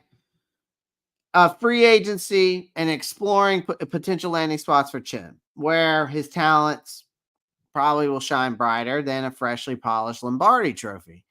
First up, we got the Buffalo Bills. Now, the reason why I say the Buffalo Bills is because the dynamic safety duo of Jordan Poyer and Micah Hyde reaching the twilight of their career. So the Bills could inject a youthful exuberance in their secondary. Jeremy Chin's versatility, he's got the upside, could provide just that boost they need there in that defense, right? Next, you got the Green Bay Packers. Uncertainty looming in their secondary. The Packers could use a steady hand like Chin to really anchor that backfield back there. Patrolling the deep zones, wrecking havoc in the box. Chin can do all that. Could be that missing piece there for the Green Bay Packers defense, because right now they represent Swiss cheese to a steel curtain. And then let's jet off to the City of Angels, where Los Angeles Rams definitely need some secondary support, where their front seven is looking pretty good. All right. The Rams could use a playmaker, I think, like Chin, to really shore up their defensive backfield. Now, whether flying around the field like a heat-seeking missile or locking down receivers with that sticky coverage, I think Chin could be that defensive linchpin that helps the Rams make another Super Bowl run, possibly, right? Last but certainly not least, we've got the Miami Dolphins. So with just one safety under contract, the Dolphins need reinforcements in their defensive backfield. You bring in Jeremy Chin. His versatility, playmaking ability could be that missing puzzle piece that helps those Dolphins really rise from mediocrity on the defensive side to the heights of that defensive dominance I think they've been looking for there. But if not, he can stay in Carolina, because I would love him. Price from Washington went in the third. Braylon Trice from Washington went in the third. Okay. Yeah, I like him too. Did you hear about that Philly trade offer of Reddick for Burns? A first and third in Reddick. We'll pay $11 million. Is it possible to free up $11 million to make this happen? Oh, there's definitely ways of making that happen for sure. I did not hear about the Philly trade offer for Reddick for Burns. So a first and third. So you're telling me keep pounding right now.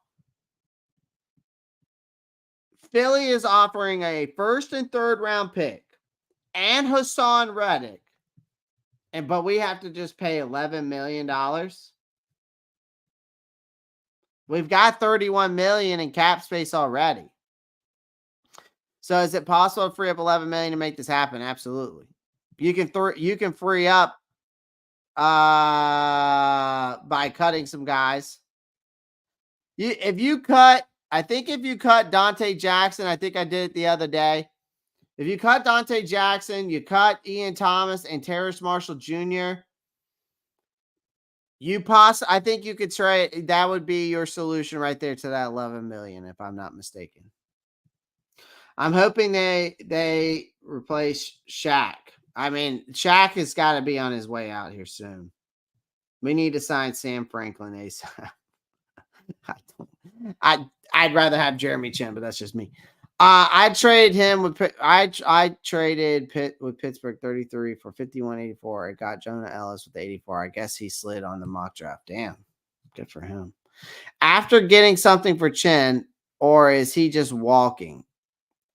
At this point, if they don't sign him, he's walking. Josh, this is might be a tag or trade ordeal as well. I mean, Chin is the elephant topic in the room for sure. I could see the Bills or the Dolphins going for Chin. I really could too. The Philly trade offers a rumor right now. Damn. I'm wondering if that's true. If that's real, keep pounding. You do that all day. Absolutely. You for sure do. We can't cut Dante. Yeah, we can. We can cut him and we can save a lot of money. You could save over like $10 million cutting Dante Jackson. I'm just saying. Pick 22, that first round pick, he would be gone so fast for me at that value. Oh, I feel that. The rest I'm good with. I get it. Shaq is a free agent, I think. Shaq has one more year with us. JP. If the Eagles trade is true, I do it. Oh, for sure. We shouldn't cut one of our top 2 corners. I mean, again, keep pounding. We are in full rebuild mode. If I had to cut him to save $10 million, which is what you would save, basically, I cut him and try to find someone else in free agency to replace him, or I draft a corner. Simple as easy as that. We're in full rebuild mode. We have to think about what the next 2 to 3 years. And Dante Jackson will not be on this team, I guarantee you, in the next 2 to 3 years. We got to think about that. Sorry. So here's another one. This is another curious topic. All right. This is a pretty interesting question. To Chark or not to Chark? That is the question.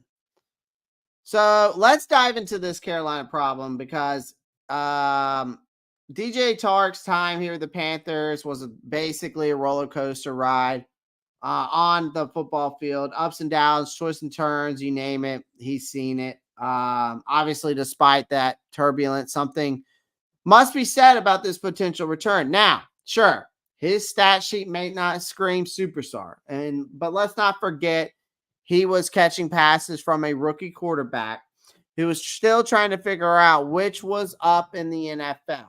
Okay.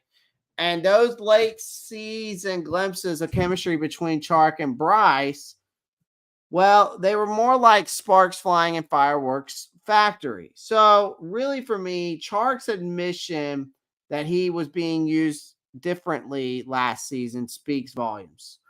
And adaptability, check. Willingness to roll with the punches, double check. That's the attitude you want in your locker room, folks. And then let's talk about business contracts. Bring back Chark won't break the bank, okay? It might just be a bargain of the century, a one-year deal on the cheap side. Sign him up faster than you can say touchdown. I'm not just blowing hot air here, okay? There's a method to this madness over here, okay, at the Ropp Star Report. Chark brings some speed, athleticism, a penchant for stretching the field, all qualities that could complement a shiny new wide receiver one, like a peanut butter complements jelly. All right. So should the Panthers bring back DJ Chark back into this team? Should they bring him back? Call me crazy, but I say yes. Because with the right coaching, the right quarterback, and a sprinkle of good fortune, who knows? Chark may be the missing piece to our wide receiver 2 position. Because that's what he's going to be. But he would still be a decent guy to have out there. Right? If we go for more, he's got the speed. But do you bring him back? So to Chark or not to Chark? If we had more money like last year, I'm down. But remember, it's a marathon, not a sprint. For sure. And it is. That's why I'm saying you cut ties with the guys that you don't need. Trade them all. I'm playing. I feel that. Toss Chark. I'm not wanting to bring Chark back personally. I agree, Josh. Best offer we had so far. I'm just saying, a 1-year deal wouldn't hurt. 1-year deal wouldn't hurt us. Okay.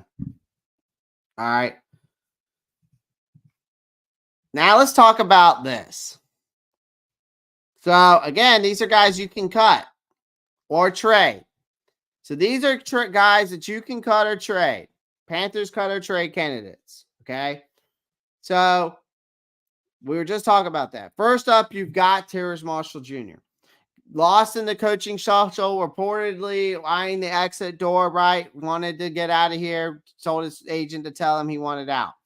His future at Carolina is about as clear as mud, with new Bud possibly be coming in at the wideout position. TMJ might be feeling the heat, so I wouldn't be surprised if he's cut. Then there's Austin Corbett. He's rock solid when he's healthy, but back-to-back knee issues have him teetering on that edge, right? That retirement edge. I'm going to be honest with you, because the question is here is, will the Panthers roll the dice on his health, or is it time to shuffle that offensive line deck? I think you got to shuffle that offensive line deck. And I think you're going to have to. You can keep him for now, roll the dice with him maybe for one more year. But after that, it's let him walk. Next, because you can't trade him for nothing, right? Or you can cut him now. It's one or the other. Next, you got linebacker Shaq Thompson. Obviously, a lot of people believe this guy's the heart and soul. The only reason why this guy's on this team, in my opinion, is because Luke Kuechly and Thomas Davis hyped this man more up than anything I've ever seen. This guy has been stealing for the Carolina Panthers, in my opinion. I don't think he's worth the contract that he got paid. Is he good? Yeah. Is he worth that contract? No. He's got a price tag that can make accountants faint. Let's be honest. Because if the Panthers want to tighten that purse strings up, Shaq might be the sacrificial lamb, unless his leadership chops outweigh the cost. Dante Jackson is another one. All right. Troy Hill stepping up. The Panthers might be eyeing an exit strategy for Dante. And let's face it, trading him away seems more likely than just a straight up cut. After all, you don't just throw away a cornerback like yesterday's leftover. So I think a trade more for Dante Jackson will happen. Last but not least, Xavier Woods. Now, I know this one's probably making y'all wonder why, but this guy is a defensive machine, but with a price tag that really makes me think, right?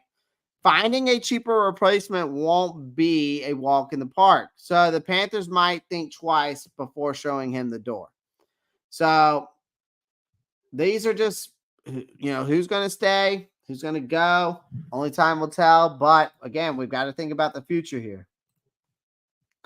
Keep TMJ. No. Guy sucks. Guy sucks. Cut his ass. Save the money. Save the money. I prefer a young wide receiver room. Why I hope they draft 2 wide receivers like Green Bay has done. They might go that route too. Keep Corbett for at least one more year. I mean, I think that's what they're going to do. Clay. What? I mean, JP, what are you laughing at? What I said about Shaq? I mean, I'll be honest with you, man. They were just a bunch of hype bands for that guy. He's not that good. Same thing with like the Brian Burns situation. He's good, but he ain't elite. Troy isn't moving up. Troy isn't moving up to number 2. And I get it. But again, we have to think about the future here, guys. That's what I'm getting at. Keep Shaq just for the veteran presence. I get it. He doesn't want to beat. How does he suck? Well, he doesn't get any playing time, so he must not be that good. If he's not getting any playing time over a 33-year-old Adam Thielen or DJ Chark, he must be pretty damn bad. And at Jonathan Mingo, who's a rookie, he obviously isn't that good. Keep pounding. But keeping him for a health scratch, sure. But He's not even going to be, he doesn't even want to be here. He's already asked his agent to leave. Yeah, it's time for TMJ to go. It's been time to go. Yeah, what you said about Shaq is like, I mean, am I wrong? Am I wrong? I don't think so. Like Thomas Davis and Luke Kuechly are the only reason why that man is still in this team. The only reason.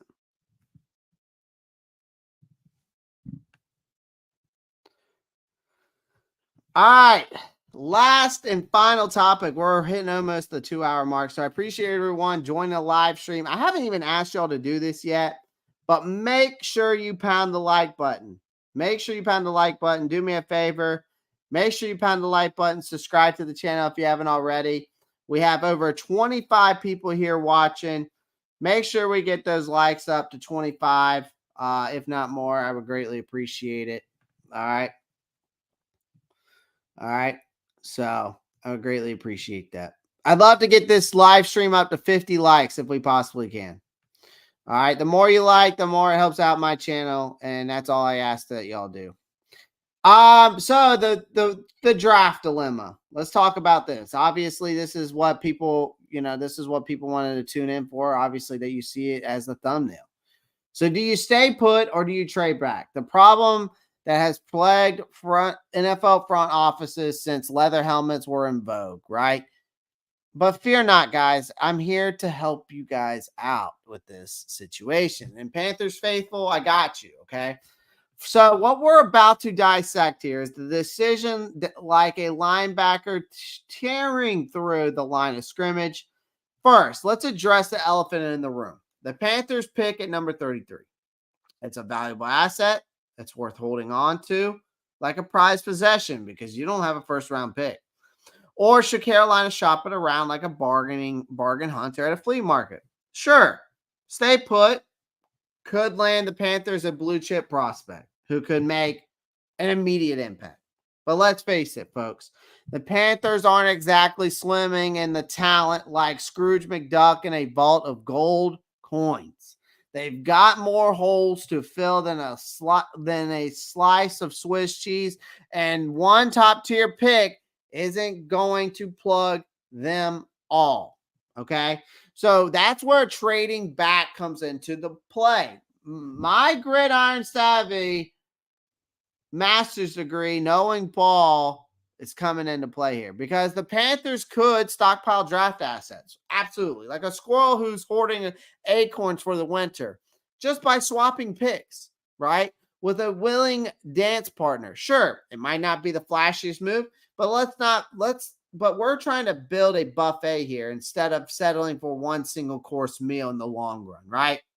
Okay, we're trying to make a Golden Corral, not a freaking Burger King. Okay?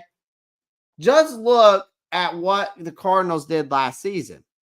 Trading that number 33 pick for a slew of selections that could help shape their team's future. It's like playing the stock market, folks. Buy low, sell high. Watch your portfolio.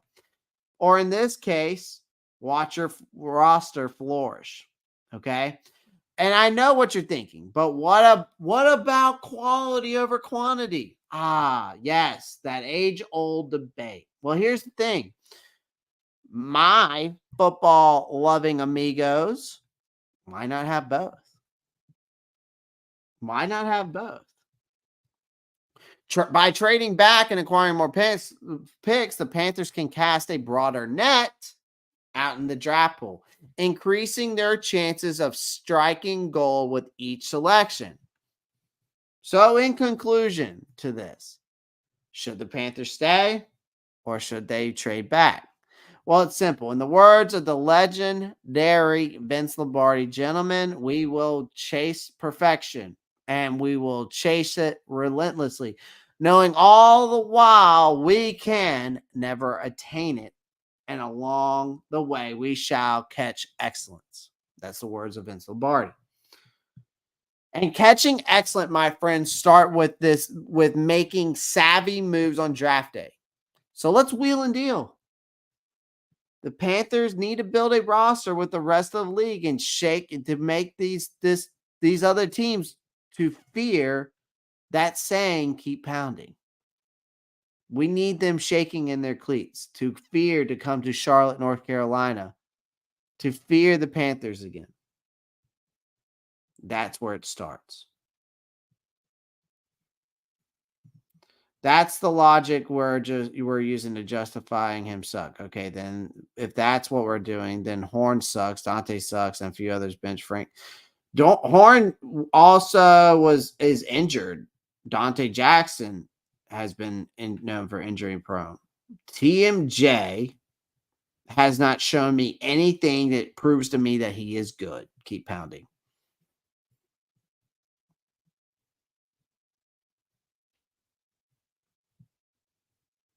That's the only thing I'm saying. The only difference is TMJ was healthy scratch and the rest were injured. Exactly. So, I mean, I don't understand what I feel like we're agreeing. I'm not sure. Either way, I just don't think TMJ is worth the time. He obviously doesn't beat the at the end of the day to the argument though, keep pounding. He doesn't want to be here. So might as well cut him and save us 1.4 million. Depends who falls to 33 in my opinion, but trading back makes sense. Yeah, for sure. Stay fucking put. Trading is why we're in some of the mess we begin with. Yeah, but we also didn't have a guy who could evaluate talent, though, JP. Whereas, Scott Fitter couldn't evaluate talent to save his life. You know what I mean? I would trade back within 10 to 15 picks to get another pick for sure. I'll be in touch as always. Been a pleasure as always. For sure. Keep pounding. Take care. Regardless, you got to hit on the picks, even if you only got 5 picks. Yeah, but you have a better chance with a broader net of hitting on picks, right? That's my logic. See, in this situation, if you cast a broader net, right, instead of 5 picks, let's say we were able to trade back and we were able to get a few picks here and there, and then we trade back again and get a few more picks. So instead of 5 picks, we get 9 picks. You have a better chance on hitting on 9 than 5. I'd rather take my chances on 9 picks than 5 picks. Sometimes you hit. Again, we all know that the NFL draft is risk, right? It's like going to Vegas and playing blackjack and going to the slot machines. It's a risk. It's a risk that you have to be willing to take. And sometimes you hit and sometimes you don't. And it's the same thing with the NFL draft. Sure, do you know guys for sure are going to be NFL ready talent? Absolutely. There are guys out there like that. And guess where they are? The most of the time they're in the first round, and sometimes you find some blue chips in the second. But after that, you're really pushing the needle to find those blue chip guys and get lucky and hit on one. And that's what the draft is about. For example, this is the thing though. If we do a PFF mock draft, right? Like you can trade back.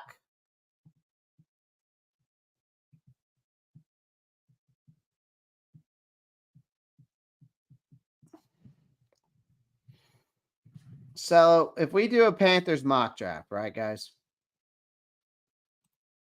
So I'm going to show you what you can do. We're going to make it realistic too.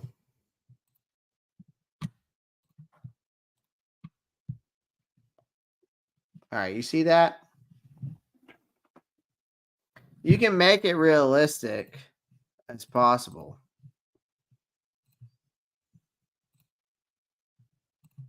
You can really make this realistic.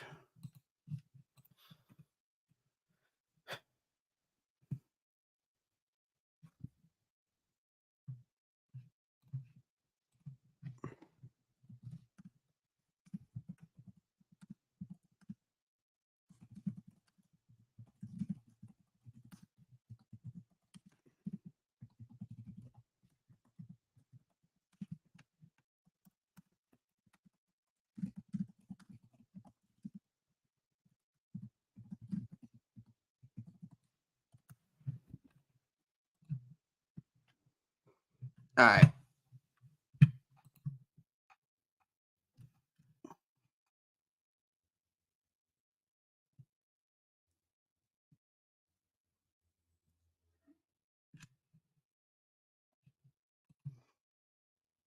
Hold on 1 second, guys.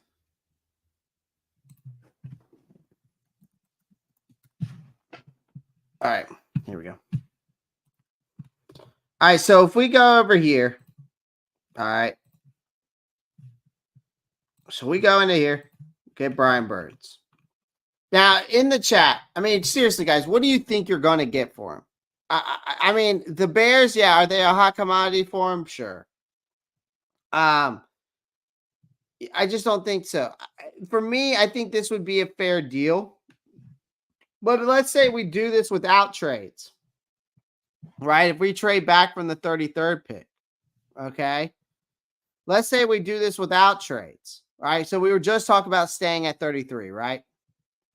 We're just talking about staying at 33 or moving up, right? Or staying at 33 or trading back. All right. So we could do we could do an example here of trading back. All right. So I'm not going to make any trades except for my draft picks. Now, here's the thing.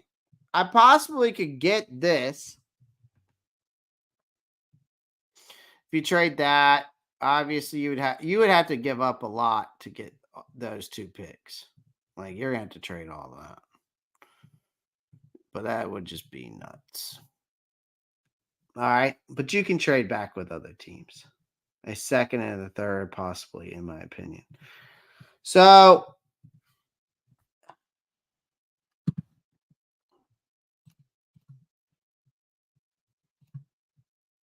they wouldn't accept that. Okay. Here's trying to find a good example of a good possible trade where we trade back with the team for some good picks. Ooh. Yeah, that's possible. Again, we got 37, 106. Okay, 90% chance. No. So we're getting closer to teams who'd be willing to trade back. Damn, they got that many picks. 108, 140. So you trade that. Let's see what else we got. I'm not trading with Atlanta. Jets, not really. Vikings. Nope. Denver, nope. 44-7. If you could get that, that'd be nice. 44-7. We'll offer it. All right, they didn't move. Now Saints, Colts, 46-82. Looks like they would move off of that 46 and 82, which would be pretty fucking solid, actually. I wonder if I could get more out of it, though, as I keep going. Nope, you don't have a second round pick. What about Jacksonville? You got the 48, 96, 115. Damn. All right. Kind of like that. So obviously we're trading this to go get the 140. We get a 48, a 96, and a 115. I'd like to have that 152 as well. We'll offer this trade. No. Cincinnati, what do you got? 49, 80, 116, 148. No.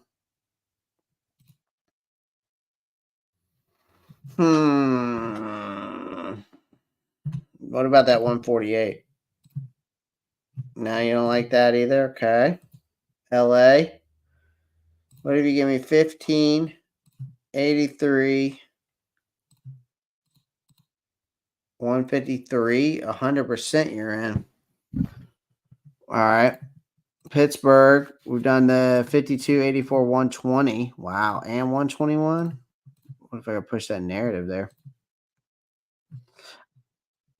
I really want to get rid of my 7th round pick. So what if you give me that 198?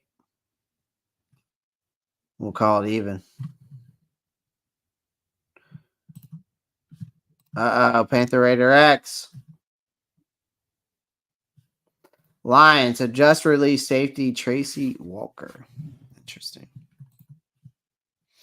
All right, let's do this trade. I was really trying to do something different, though. What did Pittsburgh have? They had the 52. What did the LA have?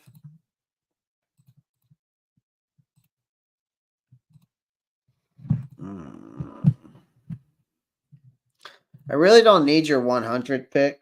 That's fine. But I do need your 153. Actually, I need something closer than that. I think that's where that pick comes in. The one that... This one. Let me see who else has got something. 53. No. Philly. Okay, wait a minute. Wait a minute.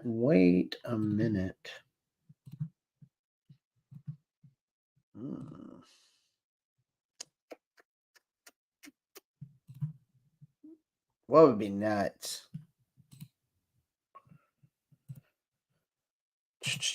What about Green Bay? Green Bay's got a shit ton of picks. Holy fuck. All right, so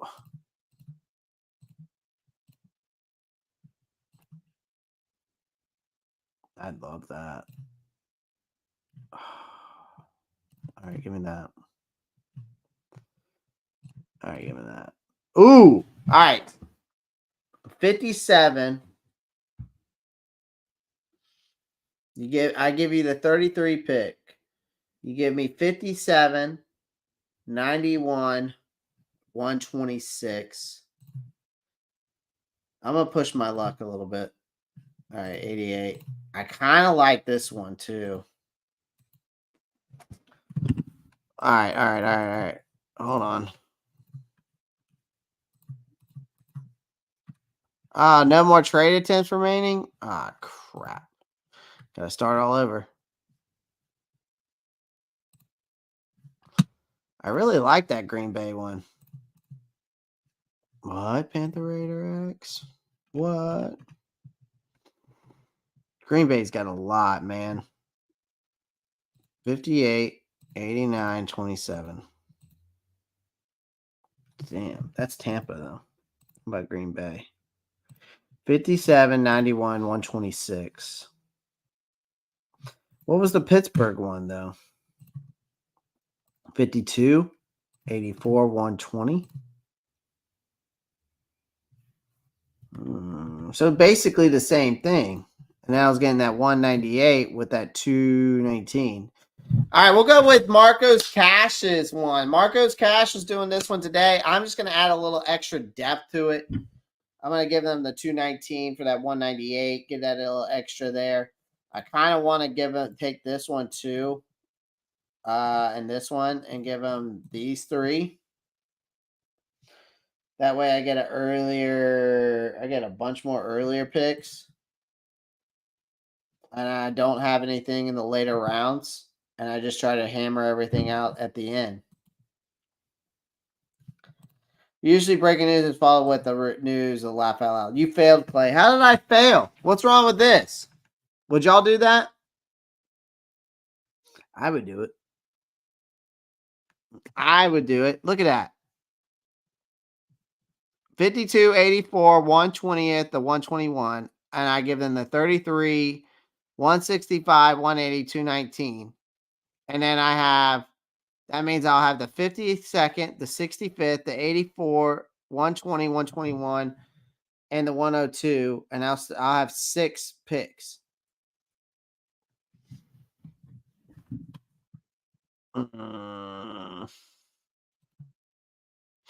Or we could always just do what I always want to do and just... All right, I'm going to make this realistic as possible. Fuck this. This is what I'm going to do.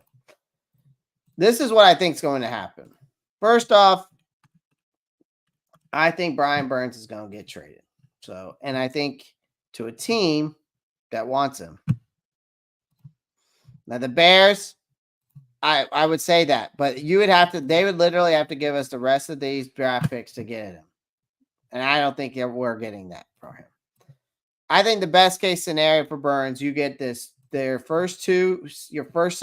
two second round picks for the Washington Commanders. Okay, offer this trade. Yeah, I'm gonna offer this trade. Boom. Trade again. Now I'm gonna move back off those 2 picks.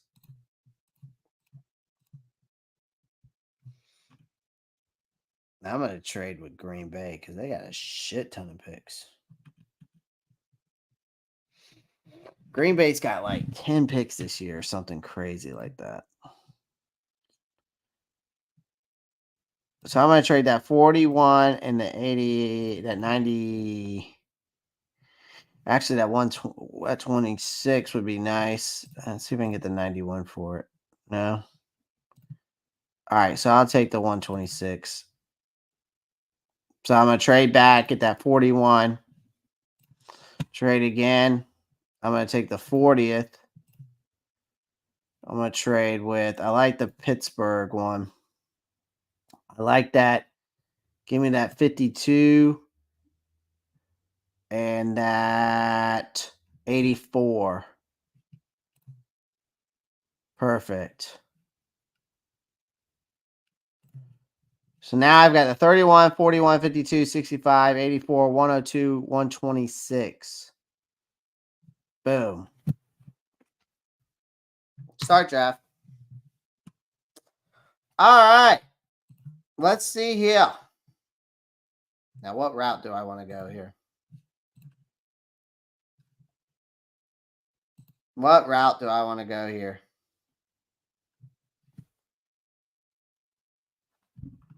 All right, so we got J.J. McCarthy, Peyton Wilson, Zach Frazier, Bo Nix, Adonia Mitchell. We got T.J. Tampa, Keon Coleman, Jordan Morgan. We got Jadavion Sanders, and we got Adiza, Isaac, Kamari Lassiter, Chop Robinson, Darius Robinson. We got some edge rushers here.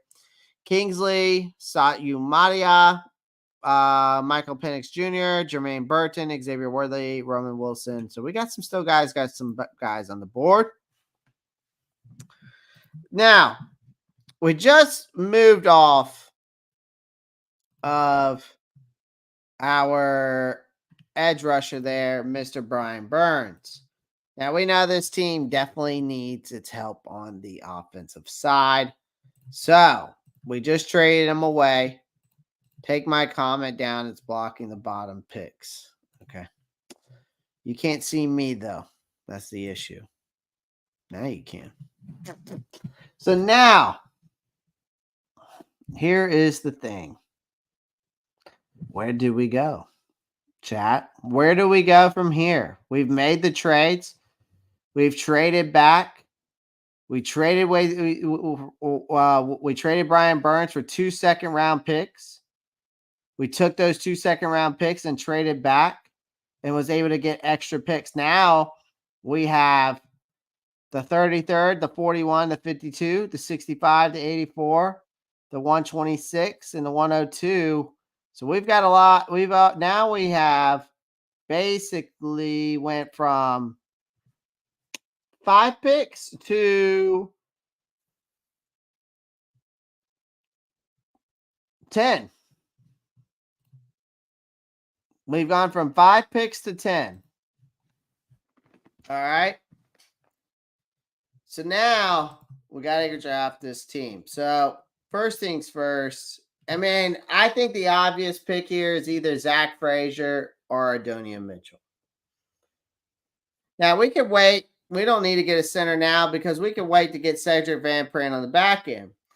A guy I also think would be great to have to add to that linebacker core is Peyton Wilson. I think he would be solid. He's first in coverage stops. He had a passer rating allowed of 47.2 as a linebacker.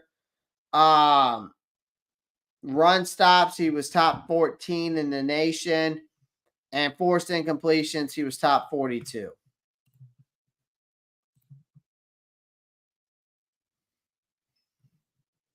Smash that like, smash that subscribe. That's right, Dom34. Appreciate that. So Frazier is right there, probably taking him. I mean, again, I don't have to take Zach Frazier here. Again, on that back end, I will be honest with you, I could wait to get Cedric Van Pran in the later round, who I think is going to be I think he's going to be a starter, a day one starter. Obviously, we need wide receiver help. So what wide receivers available? We could go a different route here. Now, I've gone to Donian Mitchell. Could go with the Keon Coleman route. It's up to some people, whatever y'all think. We could also wait to get some of these guys in the later round. Xavier Legette's back there at 72. So we could get 2 wide receivers in this draft. If you take a linebacker with first pick, I swear. I mean, Peyton Wilson's an absolute stud. I mean, he's an absolute stud. Great. I mean, he's a great pass rushing grade as well. I mean, he's intriguing at 33. His ranking there is at 33, but his ADP is very high for where he's at. And I've already gone Zach Frazier before. So what I'm going to do is, to save the piece, I'll take Adonian Mitchell first this time. We'll go wide receiver, Adonian Mitchell. Now we're up to the 41 pick. Hell, I might go back Texas boys here. I might go back Texas boys.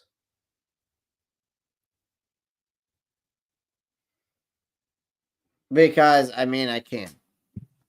I could take Adiza Isaac here to Tavion Sanders. I mean, I could. I could take the Texas boys and put them back together on the same team. Or we could wait. Again, now there's some more edge rushers here in this second round. Oh, yeah. That 52nd pick, we could get Jonah Ellis. Or that 66th pick, we could get Braylon Trice. Again, we also got to think about the interior here. All right. We could go tight end at the later rounds and get a Cade Stover at 102. Yeah, draft Burns replacement. So Adiza Isaac's pretty good. He had 9 sacks on the year. Chop Robinson, he had 3 sacks on the year. But a lot of quarterback hurries ups. He had more of the sacks, 20 hurry ups. Darius Robinson had 9 sacks. And then we've got this guy was a freaking linebacker, force to be reckoned with. Edgerrin Cooper had a great year. Jonah Ellis at 52 would be great. I think I'm gonna go, and it depends. Like, where is? All right, he's falling at 64. Okay. If this works out perfectly, I'll shit my pants. These are the 3 we need to be watching right now: tight end, edge, offensive line. All right, so let's do it. Shit, and wide receiver. Oh man! All right, I'm gonna go Tre'Davion Sanders. We'll put them together. Penix is off the board. Isaac's off the board. Lasser's off the board. Chop Robinson. Kingsley. Darius Robinson. Jermaine Burton. Xavier Worthy. Roman Wilson. And all right. So now we take our replacement here.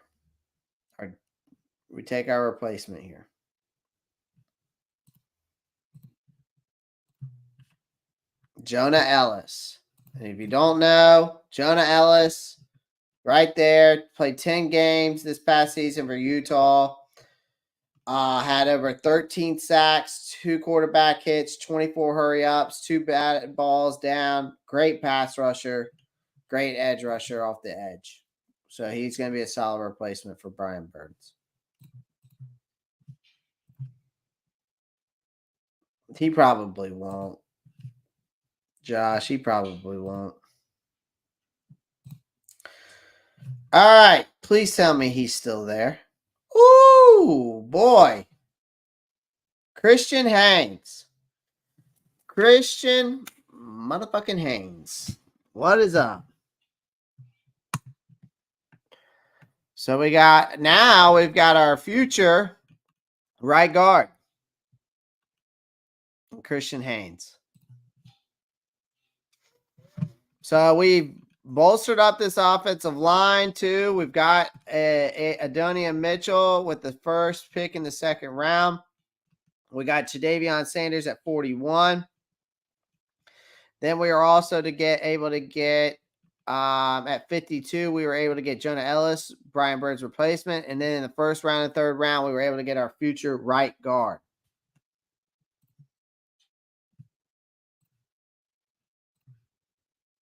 Yeah, that's a good pick. Yep. So now we've got everybody really replaced. We got the wide receiver. We got the tight end. We got the edge rusher. Now we're just building up the offensive line and the pieces we need. I could go Christian Mahogany here, but I don't really need him because I've already drafted Christian Haynes. Patrick Paul, a great is a big time left tackle. This dude's 6'7", 315. I think here we have to go with our future center, Cedric Van Pran out of Georgia. We got to draft him here at 84. And then now it gets down to that 102 pick where I think I'm going to take my second wide receiver.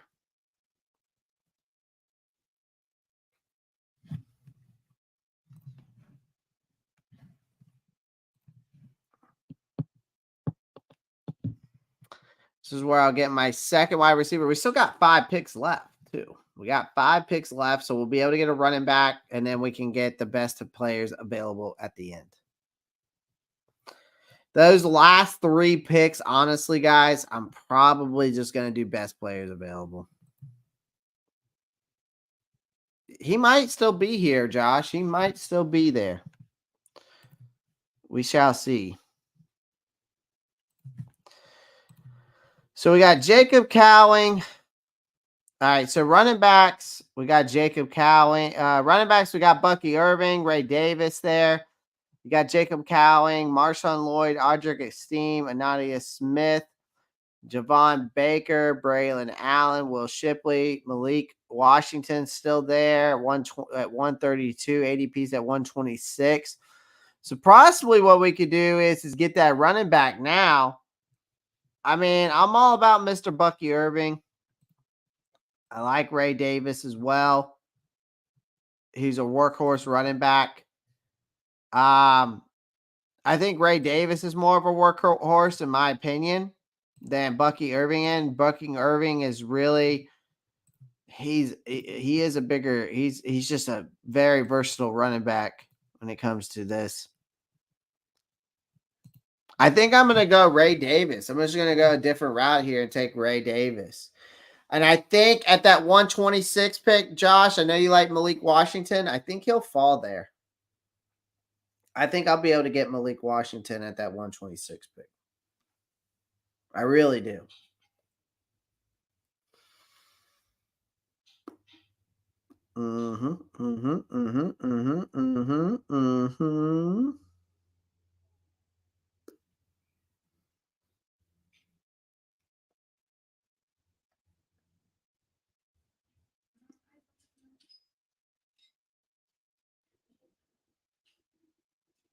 All right, so there's Deron Taylor's off the board. Okay, Christian Jones. Tyreek Smith. Cole Bishop. Justin Eboigbe. I can't pronounce his last name. Bo Limmer. Muhammad Kamara. Jordan Travis. Okay. McKinley Jackson. Cornelius Johnson. Braylon Allen. All right. Malik Washington is right there at that 126. So I'm probably going to take him because I filled up all my offensive linemen, right? Didn't I? Or did I fuck up? I did fuck up. Ah, fuck. See, I need to get Cooper Beebe. And I don't know if I'm going to be able to do that. To make this a perfect draft, I have to have Cooper Beebe.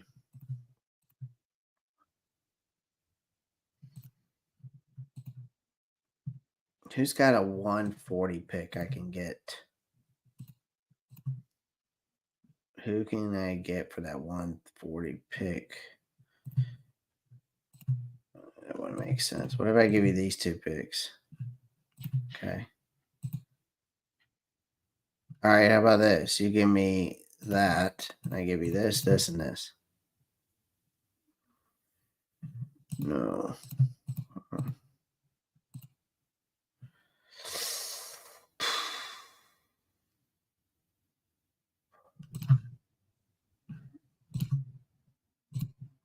Oh yeah, that makes perfect sense to you fuckers.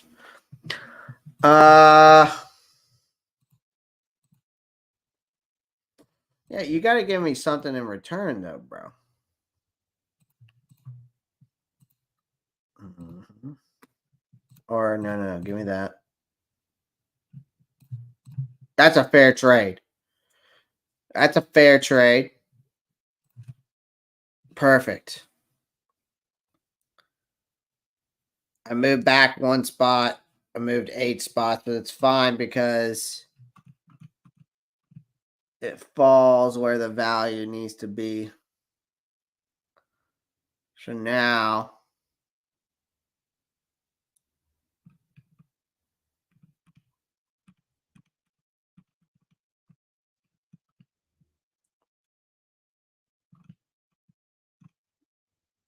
oh damn it, I fucked it up. I fucked it up. Fuck. I get Cooper Beebe though.